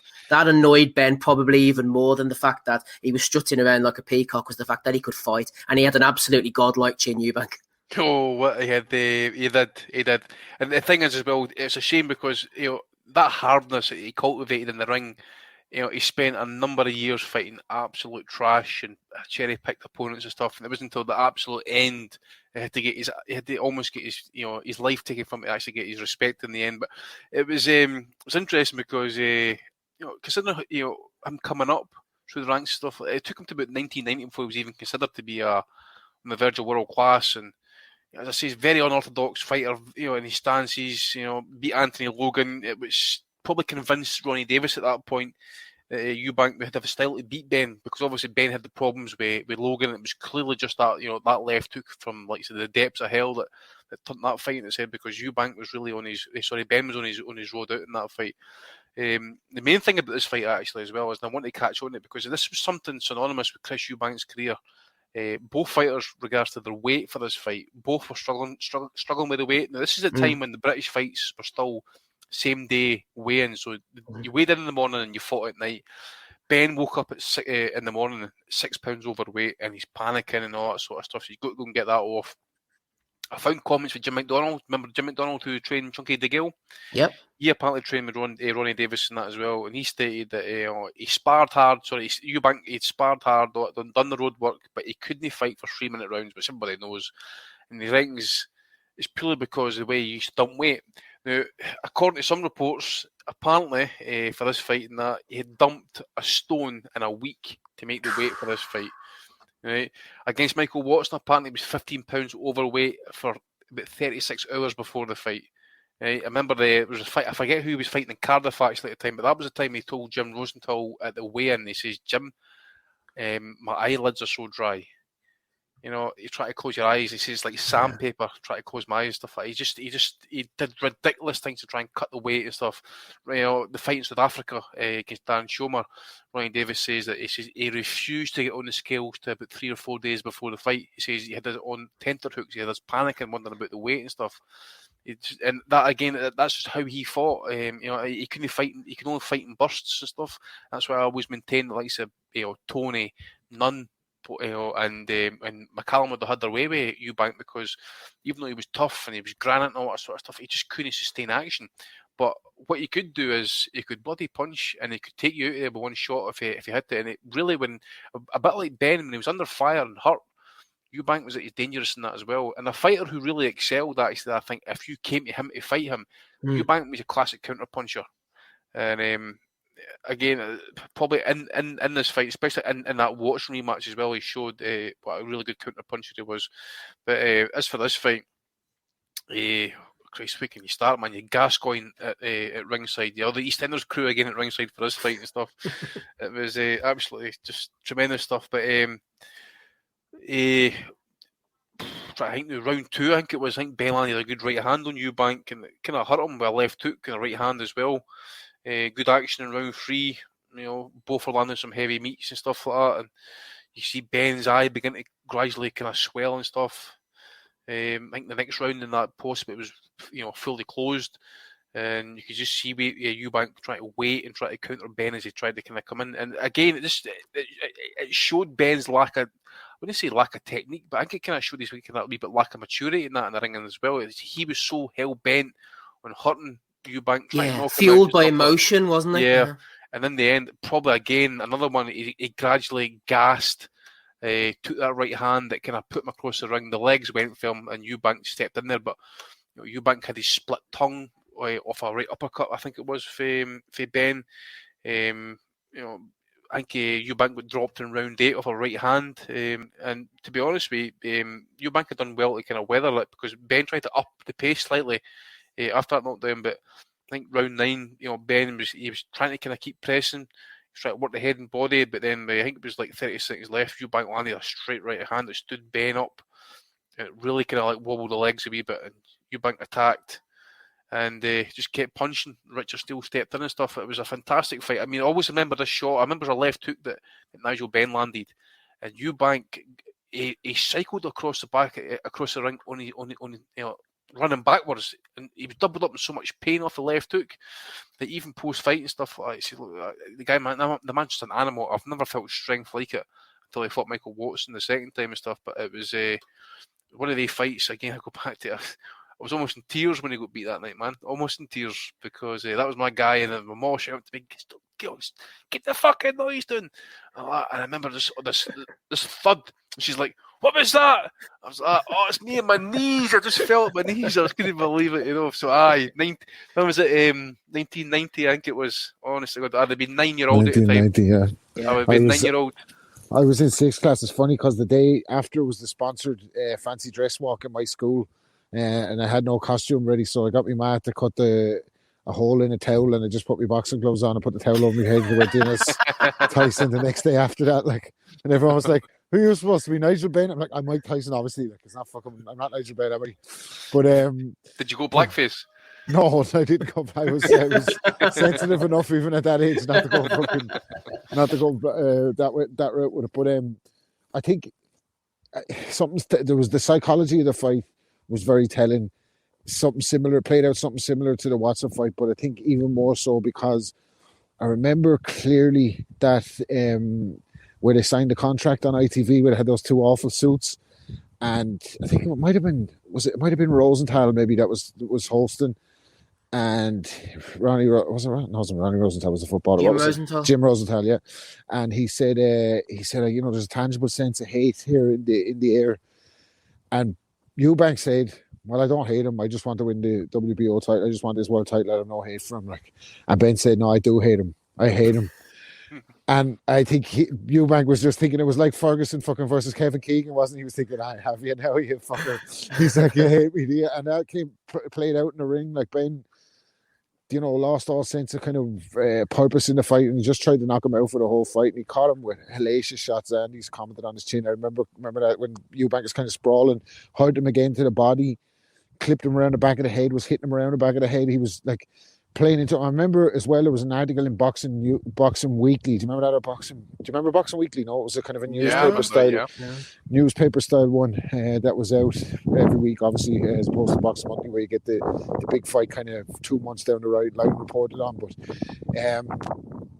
Boxing Weekly was kind of the closest thing to real time back in those days. And I remember an article, I don't know who the journalist was, but he's detailing spending time with Nigel Benn and saying like that Benn wanted to fight him at the press conference, wanted to fight him in the hotel, went to go fight him in the hotel, had to be held back, knocked on his door, something like that. So it was, Eubank was playing mind games and Ben bought into it. I think Eubank was such a unique character for that time in Britain. I mean, now we've had Nazim Hamid come after him, but in terms of big mouth British fighters, I don't know if there was, and that kind of sense of arrogance, like playing the pantomime villain, I don't know if there was one before that in British boxing history.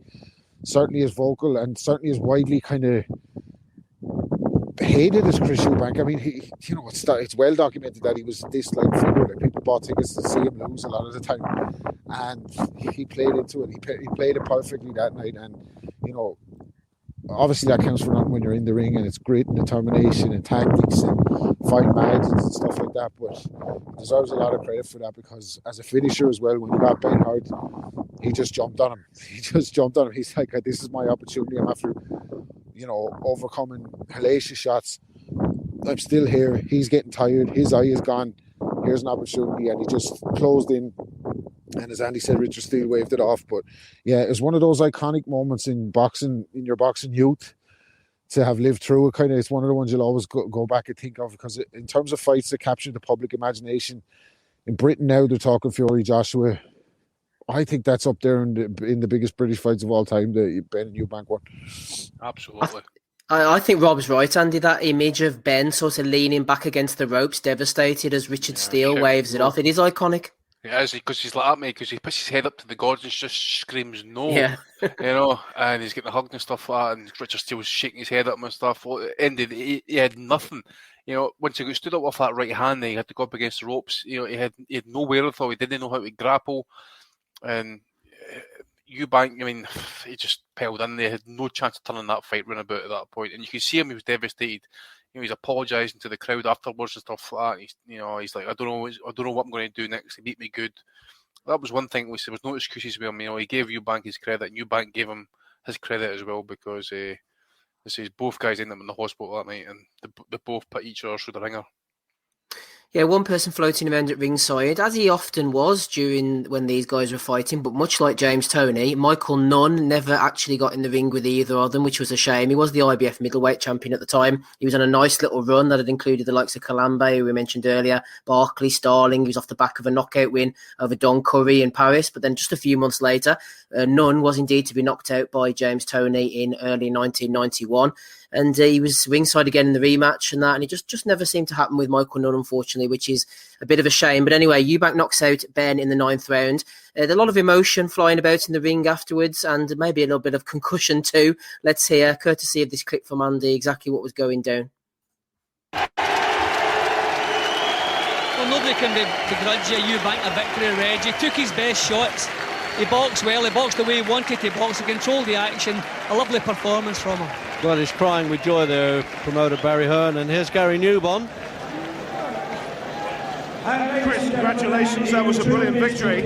Unexpected by a lot of people, but you said all along you would win.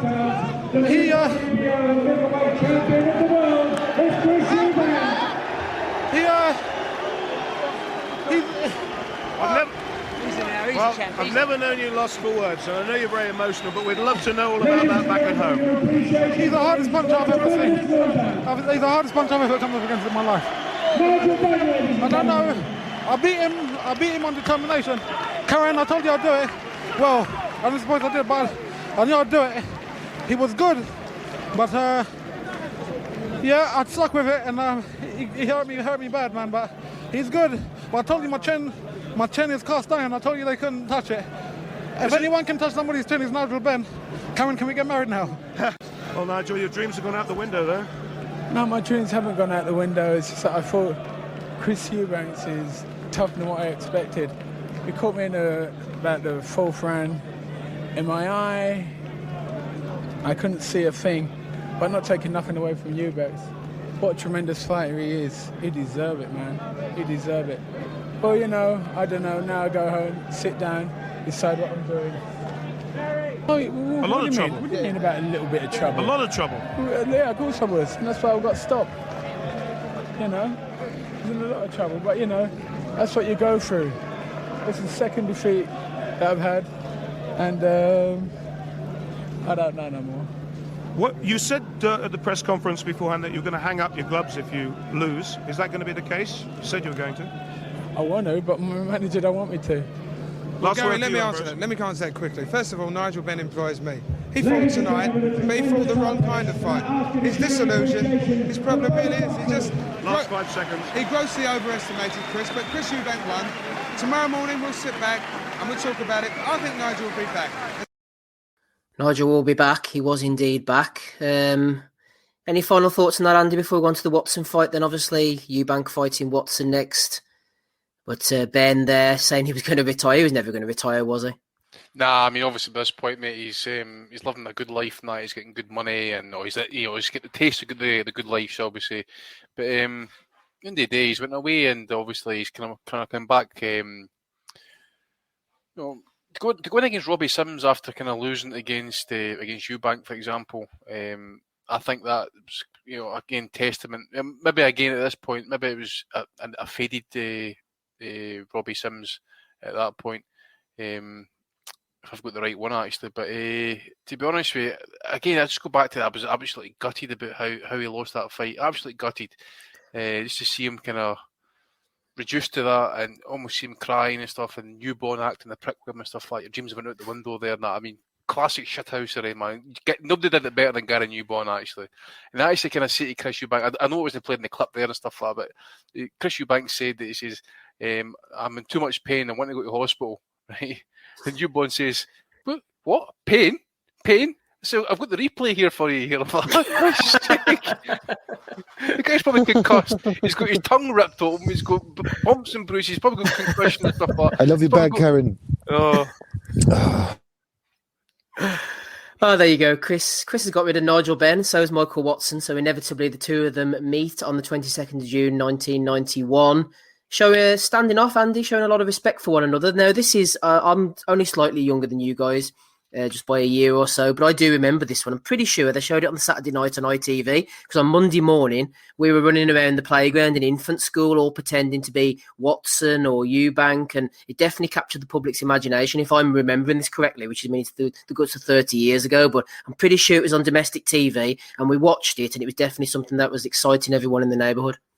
Yeah, I remember the build up more to the rematch than I do for this than I do for the first fight, to be absolutely honest with you, because obviously I remember the kind of fallout and Watson's demanding the rematch and stuff, and Eubank vacated his belt, and then another belt came on the line. I think it was because Tommy Hearns was super middleweight title holder. He vacated that belt, so this belt then came in line for the rematch and stuff. But this first fight, I really enjoyed going back to watch this fight as well. One of the other ones, it was a very kind of cagey opener, very cagey Eubank. Watson's pressed him, looked to get the shots off the whole fight. I think there were some good rounds in there where Eubank was disciplined, and he caught Watson, especially with some stiff shots and stuff. I still thought kind of early half anyway, Watson, he was catching, he was pressing. There was some rounds that whereas Watson would press late, maybe Eubank would respond and land some good shots and stuff, and maybe make it a closer round where it maybe should have been, and maybe Watson could have pressed it a wee bit extra rather than just kind of like sitting off him and stuff, because that's what he kind of felt anyway. See, I'm going into the rematch, I ain't going to be sitting off him, I'm going to go at him. That's pretty much what we did in the rematch and stuff. But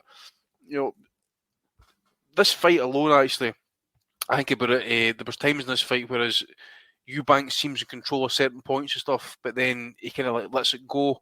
Many shoots out here, and he maybe struggle at some point. They kind of get pinned down, stuff like Watson try to pin him down, and Eubank wouldn't be there and stuff. He'd be finding a wee bit of range, but then he'd be kind of sloppy with some shots and stuff. Eubank sometimes, again, a wee bit of enigma with style sometimes, as I says. But going into that fight, just rounding it up, my scorecard for that fight was 117, 111 to Watson.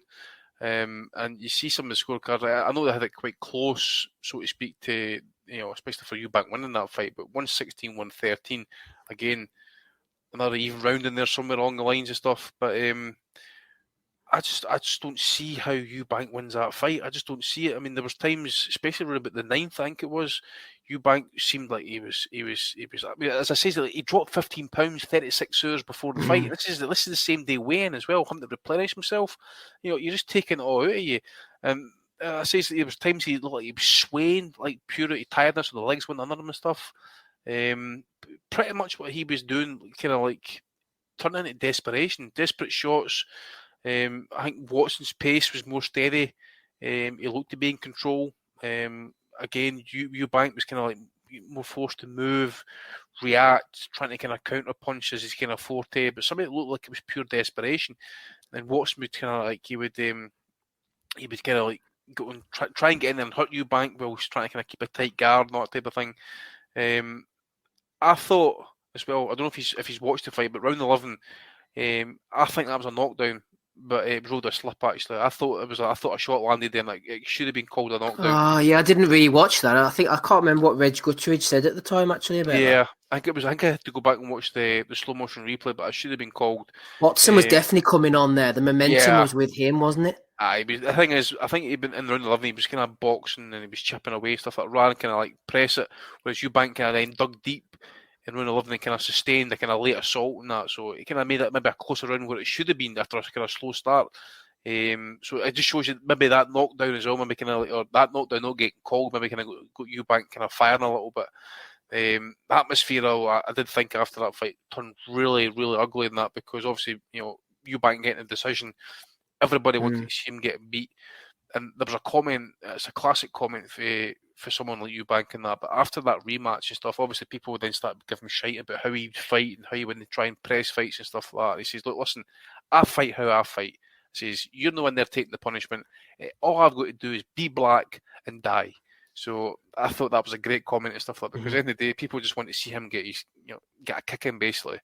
But as I say, Watson complained about the decision. It was nowhere near, in my opinion, a Eubank victory. I had Watson winning that fight very comfortably. Maybe as close as I could get it, maybe be a 116, 112. But I had it 117, 111 for Michael Watson.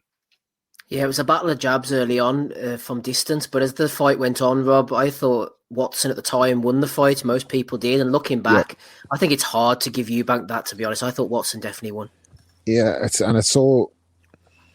this. I know the listeners like this kind of stuff, the Patreon stuff, but it's brilliant for us too because it's bringing me down memory lane, and I'm going back again to Boxing Weekly and just I could have been. If it was rap music or boxing, I probably could have been a doctor because I kind of have a photographic memory for things that I'm interested in. It's pity I just wasn't interested in quantum physics or something that could have made me some money. But I remember an article in Boxing Weekly after that fight, the Eubank and Watson fight, and they basically equated Eubank's performance to Sugar Ray Leonard versus Hagler, where they said basically he done nothing for the first 2.5 minutes of any round, but last 30 seconds he shoe shined or he dug in or he got some eye-catching punches in to have fresh in the judge's mind as they're scoring the fight. Like the old German tactic, isn't it, though?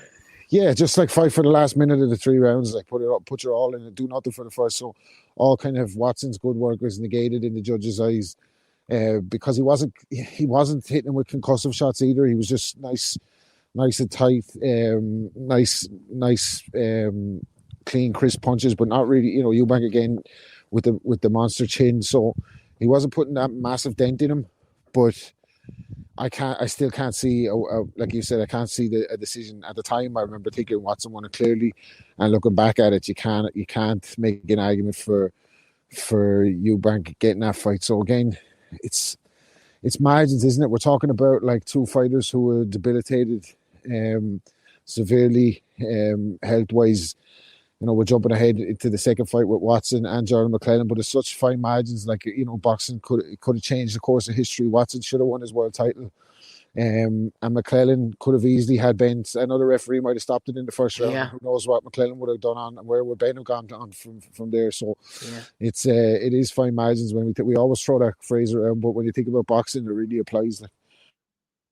Yeah, absolutely. Going ahead to the rematch, 21st of September 1991. The first fight was the 22nd of June 1991. So a few things here. Obviously, there's no spoiler alert. We know Michael Watson got very badly injured afterwards.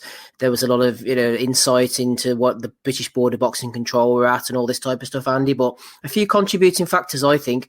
Watson was a big guy, as well as Eubank. He was always boiling down to the weight. And the fact that it was almost, a day short of 3 months after that first grueling war. These have got to be contributing factors, I would think. Yeah. Well, the other thing as well, mate, if you look at Eubank's career, especially as a title holder, he fought regularly. He fought every 2-3 months and stuff up until maybe up until the second Collins fight was a bit more kind of sporadic. But no, you're right. These were fighters who were actually active. And if you think about Eubank consistently kind of dumping weight in the manner in what he did, but the fact is this second fight was actually 8 pounds heavier. So really, there shouldn't have been any issues. It should have been more comfortable. I think Watson might have been a bit more comfortable with the weight if he was more dedicated, but Eubank wasn't. But I'm not going into the real detail of this fight now because this is the one fight I didn't watch. But what I think always sticks in my mind about this fight was Watson being dominant to a point, whereas he's got it in the bag. He had Eubank dropped in the 11th. Really, he's all at sea at this point, and again, I go back to that point that I just briefly spoke about the first fight against Watson. He got desperate, and that's what he did in this fight. And he brought an uppercut from the ages for it landed. He must have summoned everything to land that punch, and it's just found a hole in between Watson's high guard, what he normally did, kept the gloves up or the muffins as they call them, and he just pierced that right uppercut right up the middle. I can't remember I think his neck hit the bottom rope, so maybe got a wee bit of whiplash here as well. Damage done by this point. Obviously, nobody knows what's happening inside his brain. Jimmy Tibbs I think Jimmy Tibbs was in his corner. I think it was at that time. Roy Francis, I think, was the referee, and they're basically, how can I say it actually? Because obviously nobody knows at that point, and basically in the end, we know what happened. Eubank was forced to throw a few more punches at Watson and get the stoppage and get the fight to stop. Watson collapses, and it took until I think it was 2000 before the board finally settled out of court. They took it to the House of Lords trying to appeal this thing. Frank Warren had to bail them out, didn't he? Basically, I think Frank Warren had to step in and say, "Listen, guys, you're going to lose this. You're going to lose this. You've been given the wrong legal advice." They sell their offices somewhere as well. They ended up having to pay him £400,000 in damages. Warren ended up raising an additional $180,000 via a fundraiser and that as well. So we got some money at the back of that. I think about it. Was it 40 days in a coma? I think it was 6 brain operations. I know hindsight's a wonderful thing, Andy, but even looking back at when Watson fought Benn, he went down heavily. Everyone was sort of seeing blasé about it, and I know he's trying to be wise after the event and all that, but he lay there. The ring started getting flooded. You could kind of see something like this was going to happen. It's, everything was just a bit lax and. Yeah, the thing is, the main thing is, and we talk about it all the time, to these American shows. Why come there's never any auction getting put on the fighter? This was one of the main things that came out of the report of the Watson Eubank fight, was to get the oxygen and to have 2 sets of medics at ringside for every event. And the event, because we've seen it before, that if the 2 sets of medics have got to go to the hospital with fighters and that, the event gets cancelled because there's no medical staff there. That's right. I've been at shows when they've had to wait half an hour for the paramedics to take the previous guy to hospital and then come back again before they can start the next fight. There you go. So at least there was some good come out of it, but as it says, that was 1991. I want to say that second fight was. That took him 9 years to get paid or to get his compensation money. Another thing as well is I want to mention about the rematch. That is Eubank's comments post fight. He said that he wanted Watson drug tested. He wanted his blood drawn and stuff. This is when Watson's lying in the ring at this point, by the way. Watson ended up suing him and him getting Eubank was forced to settle out of court. So just want to throw that wee bit of factoid in there as well. Rob, I'm interested to hear your thoughts, obviously, but I have a question just to throw in here. For all of his exploits, Watson obviously never won a world title. Do you think he did enough in his fights against the likes of McCallum, Benn, Eubank, given what they went on to achieve and whatever the respective scorecards were, to prove that Watson was legitimately world level himself? Oh, definitely. I think his performances warranted that he was a a world level guy. But again, we're talking the climate. You're in a tough, very tough era for middleweights. You mentioned in the pod already, James Toney, Michael Nunn, and Mike McCallum. So it's very hard to get to the summit of that. Further than disadvantaged by two bigger stars, who he's had to go up against. Beat one of them, should have beat the other one. The second fight, I don't like talking about it even. I remember being kind of so sick to the stomach when what happened when I was a kid, because boxing was my favorite sport, and it was, daytime massive to follow. It was massive to that, by the way. Massive. Daytime BBC shows, breakfast shows the next day, calling for boxing to be banned. And I remember the likes of Terry Marsh being on TV trying to defend boxing and saying that it's saving so many people, but there was outrage from the public, and I did want it banned. And it was a time where blood sport was thrown around all the time, so they wanted to ban on all blood sports, from hair coursing to boxing. It was, it was a tumultuous time for the sport. As Andy mentioned, some good came out of it. Poor Michael Watson won't be able to take any solace from that. But again, sad. Just overall, anytime I think back about that, I just think about the emotion that went with it. Extremely sad. I don't really think too much about what went on in the fight. To be honest with you, I couldn't watch it back for this, because I never watched the Benny Parrett one or the the Luis Resto. You know what's coming. I agree with you. It's like uncomfortable, isn't it? Yeah, I don't like it, so I didn't watch it. But just tragedy really for Michael Watson. Do you know what part of the board's defence was actually? They actually said that they weren't responsible because they did not make fights. I think that was part of their defence, which was quite nonsense, because they were happy to take the members' fees off their fighters and stuff like that. They were happy to sanction fights in this country. So if you're not making fights, then you're guilty by association by approving it. And look, I think that when something like that happens to Michael Watson, and then they start making the argument today that the fighters are paid too much money, they're not paid too much money. They're probably paid the right amount of money, but it makes for a less competitive landscape for the consumer. So it's a balance that has to be made to keep everybody happy. But what they risk in the ring, Michael Watson, all the payout, his compensation, what good is it to him really now? Some comfort in terms of how he's able to live out the remainder of his life. But the risk is so great that the fighters should get as much money as they can. And I'm all for this, sports science and theory now behind what goes into fighters. As Andy's talking about Eubank not telling his own trainer what he fucking weighed before a fight. That would never happen today. Only in the rare cases where there's complete negligence going on and fucking shithousery. That would never happen today. So some good stuff did come from it, but a very sad time, dark time. They do say actually this fight actually changed Eubank, not just as a fighter but as a person. He got really ostentatious with his dress sense. I think Nigel Benn always said that he was a snappy dresser and stuff, but by this point he went just totally overboard. They went all the jodhpurs and the monocles and the 21 wheeler and all that sort of stuff, and the Harley Davidson and that. He just went total grotesque with the charade. He really did. He just upped it to another level. I remember once there was a story. I remember hit the press once. He actually wanted. He was having a meeting somewhere. I forget who it was about, but he drove up to the Hyatt Hotel, I think it was in Brighton, and demanded that he could park his Harley Davidson in the reception. Only Eubank would ask that. Didn't he used to turn up to court driving like an Eddie Stobart? Possibly, aye.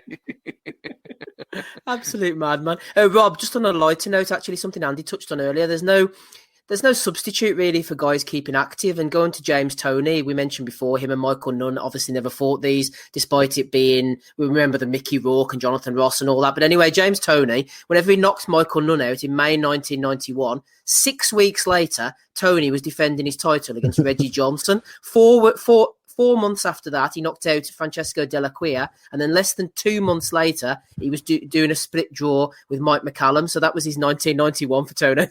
That wasn't too bad, was it? And that would have killed Toney as well. It probably was the best thing for Toney to stay active because he didn't like to train. So he's just sparring, wasn't he? Toney didn't do any road work, so he just sparred. Yeah. So he's probably just beating the shit out of people for 12 consecutive months between sparring contests and fights in the ring. But Reggie Johnson wasn't a bad fighter either. Reggie Johnson was a good fighter 6 weeks after knocking out Michael Nunn. And Michael Nunn light, if you like. He was well prepared for that. Who was that you said at the end that he knocked out as well? He knocked out Francesco Della Quia, and then 2 months later, he fought to a split draw with Mike McCallum. Yeah, that's right. Yeah, that's Tony did his kind of resume at 60 is sneered at sometimes, but he did beat some good guys along the way. Like, so, I know we're going off on one there, but yeah, definitely.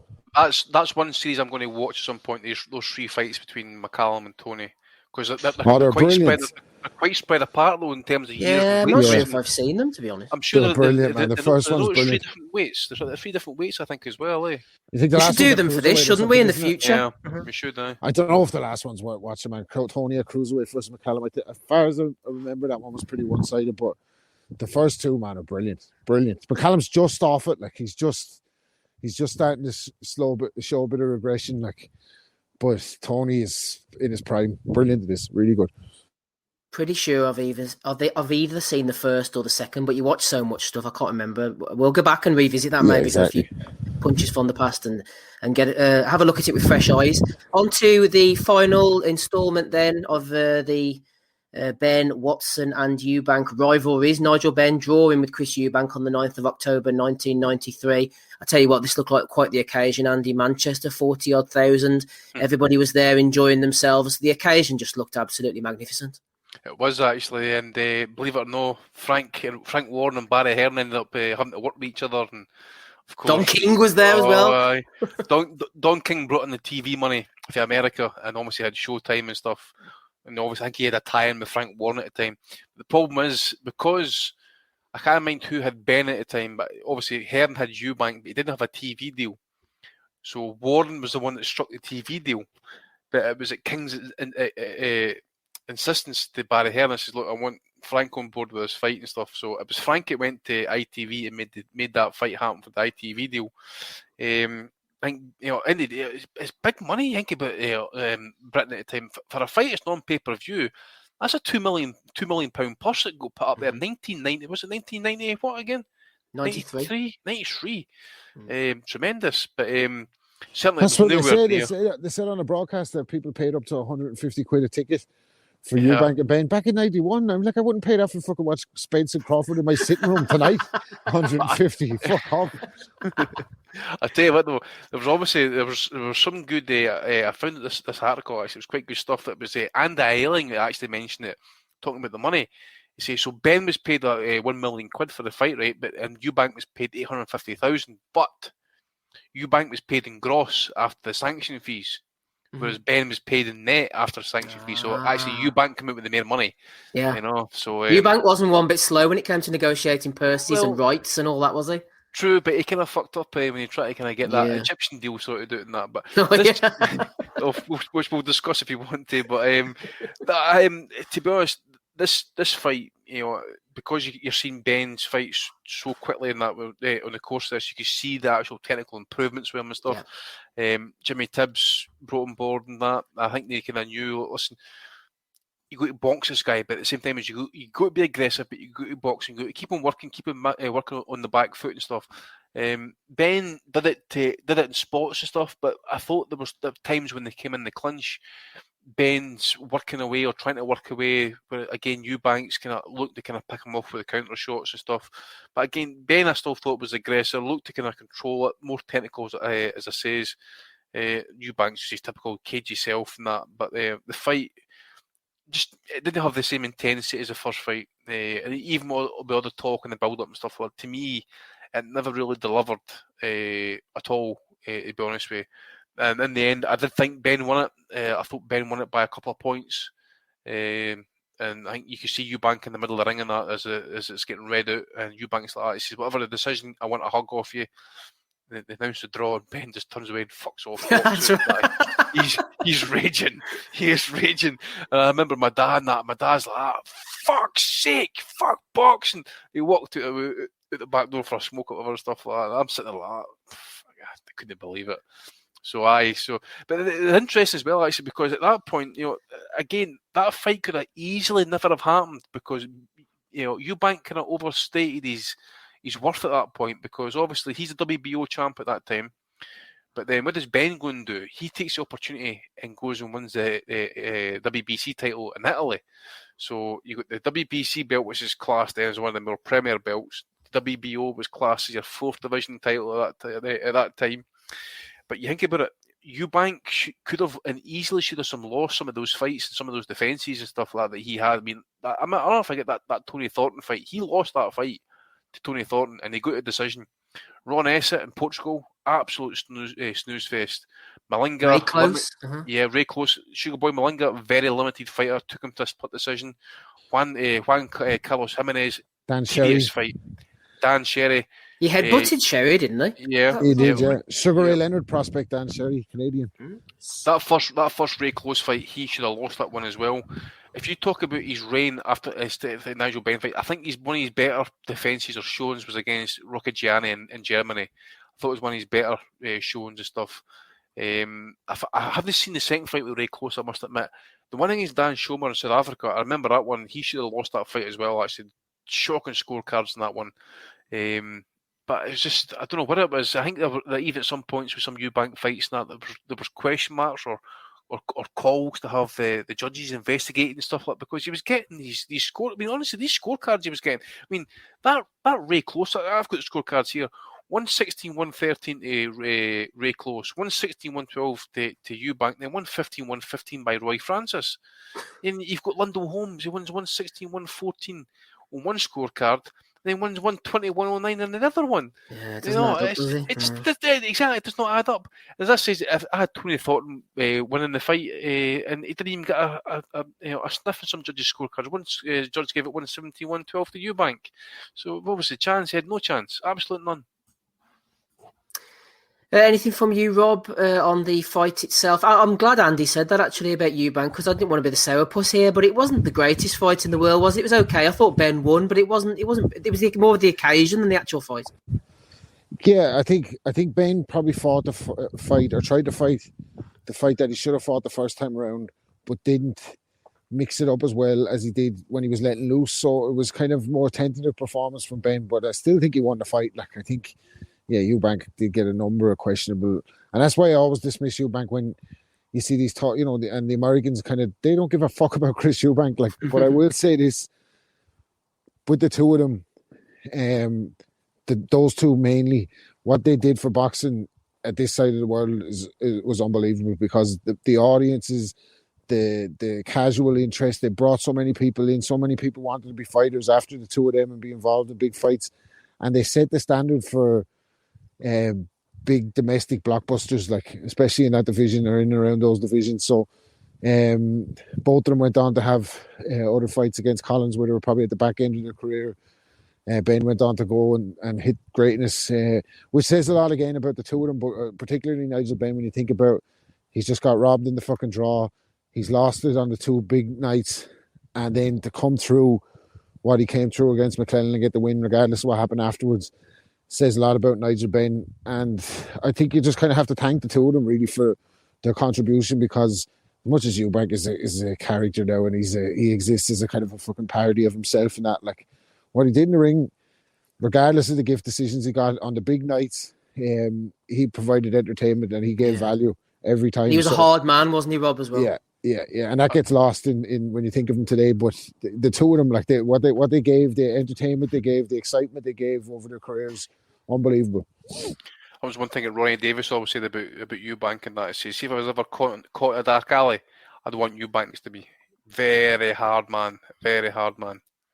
I cornered against Ronnie Davis one time, because when Oisin Fagan used to let me go to the ring with him, or bring me to the ring when he's coming out to one of his songs. One night he was fighting a guy called Chill John, and Ronnie was in the corner, and they let me be in the corner for Oisin, even though I was saying nothing. Like, I was just standing there in the fucking cold of the water, but I had to get the robe and all that on. It was cool. Met him afterwards, and that really nice guy. But Eubank and Benn, both of them, like, their contributions cannot be understated. Like, there's one story actually. I've got to tell the story. So they're in there's Eubank, Ronnie Davis, I can't remember if it's Barry Hearn in this lift, and Eubank standing front and centre, and you've got Eubank, you've got Davis standing behind him, and Eubank's got his cane with him, so he drops his cane and he says, "David, pick up my cane." So he picks up the cane, right, and hands it back to him, and Barry Hearn looks at Davis, and Davis is mouthing like, "Fuck you, Eubank," to himself and stuff like that, and he's fucking Eubank doesn't even turn around and says, "David, David, I can see what you're saying. I'll tell you one thing though. Davis always said that, listen, I was loyal to him. I gave him absolutely everything, sweat, blood and tears. And that's the reason why, because he treated me good. He was very generous. And the one thing about him, he was loyal. He was always loyal to him. So, I mean, at the end of the day, Davis was actually at the birthing room the night Chris Jr. was born. No way. Yep. Eubank told him to come. Hit him a slap different times and that, didn't he? Like, just to get frustrated with him. Told him to stop fucking about and stuff like that. Yeah. I think you're right, Andy, because sometimes you look at it and you think like he treats Ronnie Davis with a bit of disrespect. But I was watching one of the fights and Ronnie sort of stood back and let Chris do the whole thing at the side of the ring before, I think it was the Watson fight. And it just was as if Ronnie got Chris and Chris got him. And it was like it wasn't a disrespect thing. It was just, that's the way Chris is. And I'm happy with that. Yeah, I think so, mate. Maybe is he kind of that kind of grotesque way of living and stuff. Maybe he got a wee bit kind of thing about it. But Davis, I forget what fight it was. He walked away from Eubank again. But when he fought Carl Thompson, he says, "Look, the way he's going to go, he promised he would never be one of those fighters, whereas he's going to be fighting on for too long, needing the money and stuff like that." He says because he's going to walking about Brighton and forget he's actually in Brighton. That's the way he was actually going at that point and stuff, because he took an absolute hiding against Carl Thompson in that first fight, an absolute beating, and that's when he started getting his due. That's when I read the comments about I've got to be black and just die in that, because he turned up and got a beating and everybody loved it, and that's how he got his respect.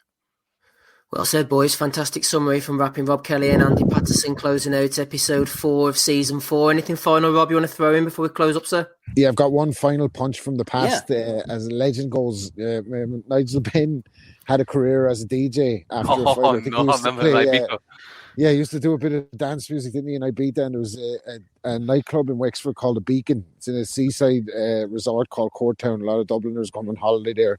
And he used to have springs on the dance floor. A right spot now, put it that way. anything goes. But Ben is DJing there one night, and of course the local fucking hard man, tanked up, decides that I think I could fucking beat. You know what? I think I could fucking. You don't look that big. I think I could beat Nigel Benn. And took it upon himself to swing on Nigel Benn or confront Nigel Benn at the DJ booth. And we all know how that one ended. He just hauled off, decked him and fucking flew him across the dance floor. So that's how the legend goes anyway. Your man went up, swung on Benn, and Benn just fucking iced him right there. Went back to playing the decks So Courtown Nights, baby. It says 35 knockouts on his record, Rob. It's maybe 36 by way of then. Yeah. You might have to update that. Yeah, I don't know what your man's box rec was. He might have been a debutant. Location, Smart Markets, Wexford. Work for Conor McGregor, so there you go. Lovely stuff, boys. Great stories there from Andy and Rob to close out this. If you have any suggestions for future punches from the past episodes, throw them in. Why don't you let us know what you thought of the fights between Michael Watson, Nigel Benn and Chris Eubank? A fantastic era. That's what we do here. Go back and watch these fights for you. And we'd love for you to get involved as well. Thank you for being Patreon subscribers. Thank you for listening to this and to every Sunday evening as well. We love you all. Thanks to Andy. Thanks to Rob. And from me, Steve, we'll catch you all again for Season 4, Episode 5 coming very shortly. And goodbye. Sports Social Podcast Network.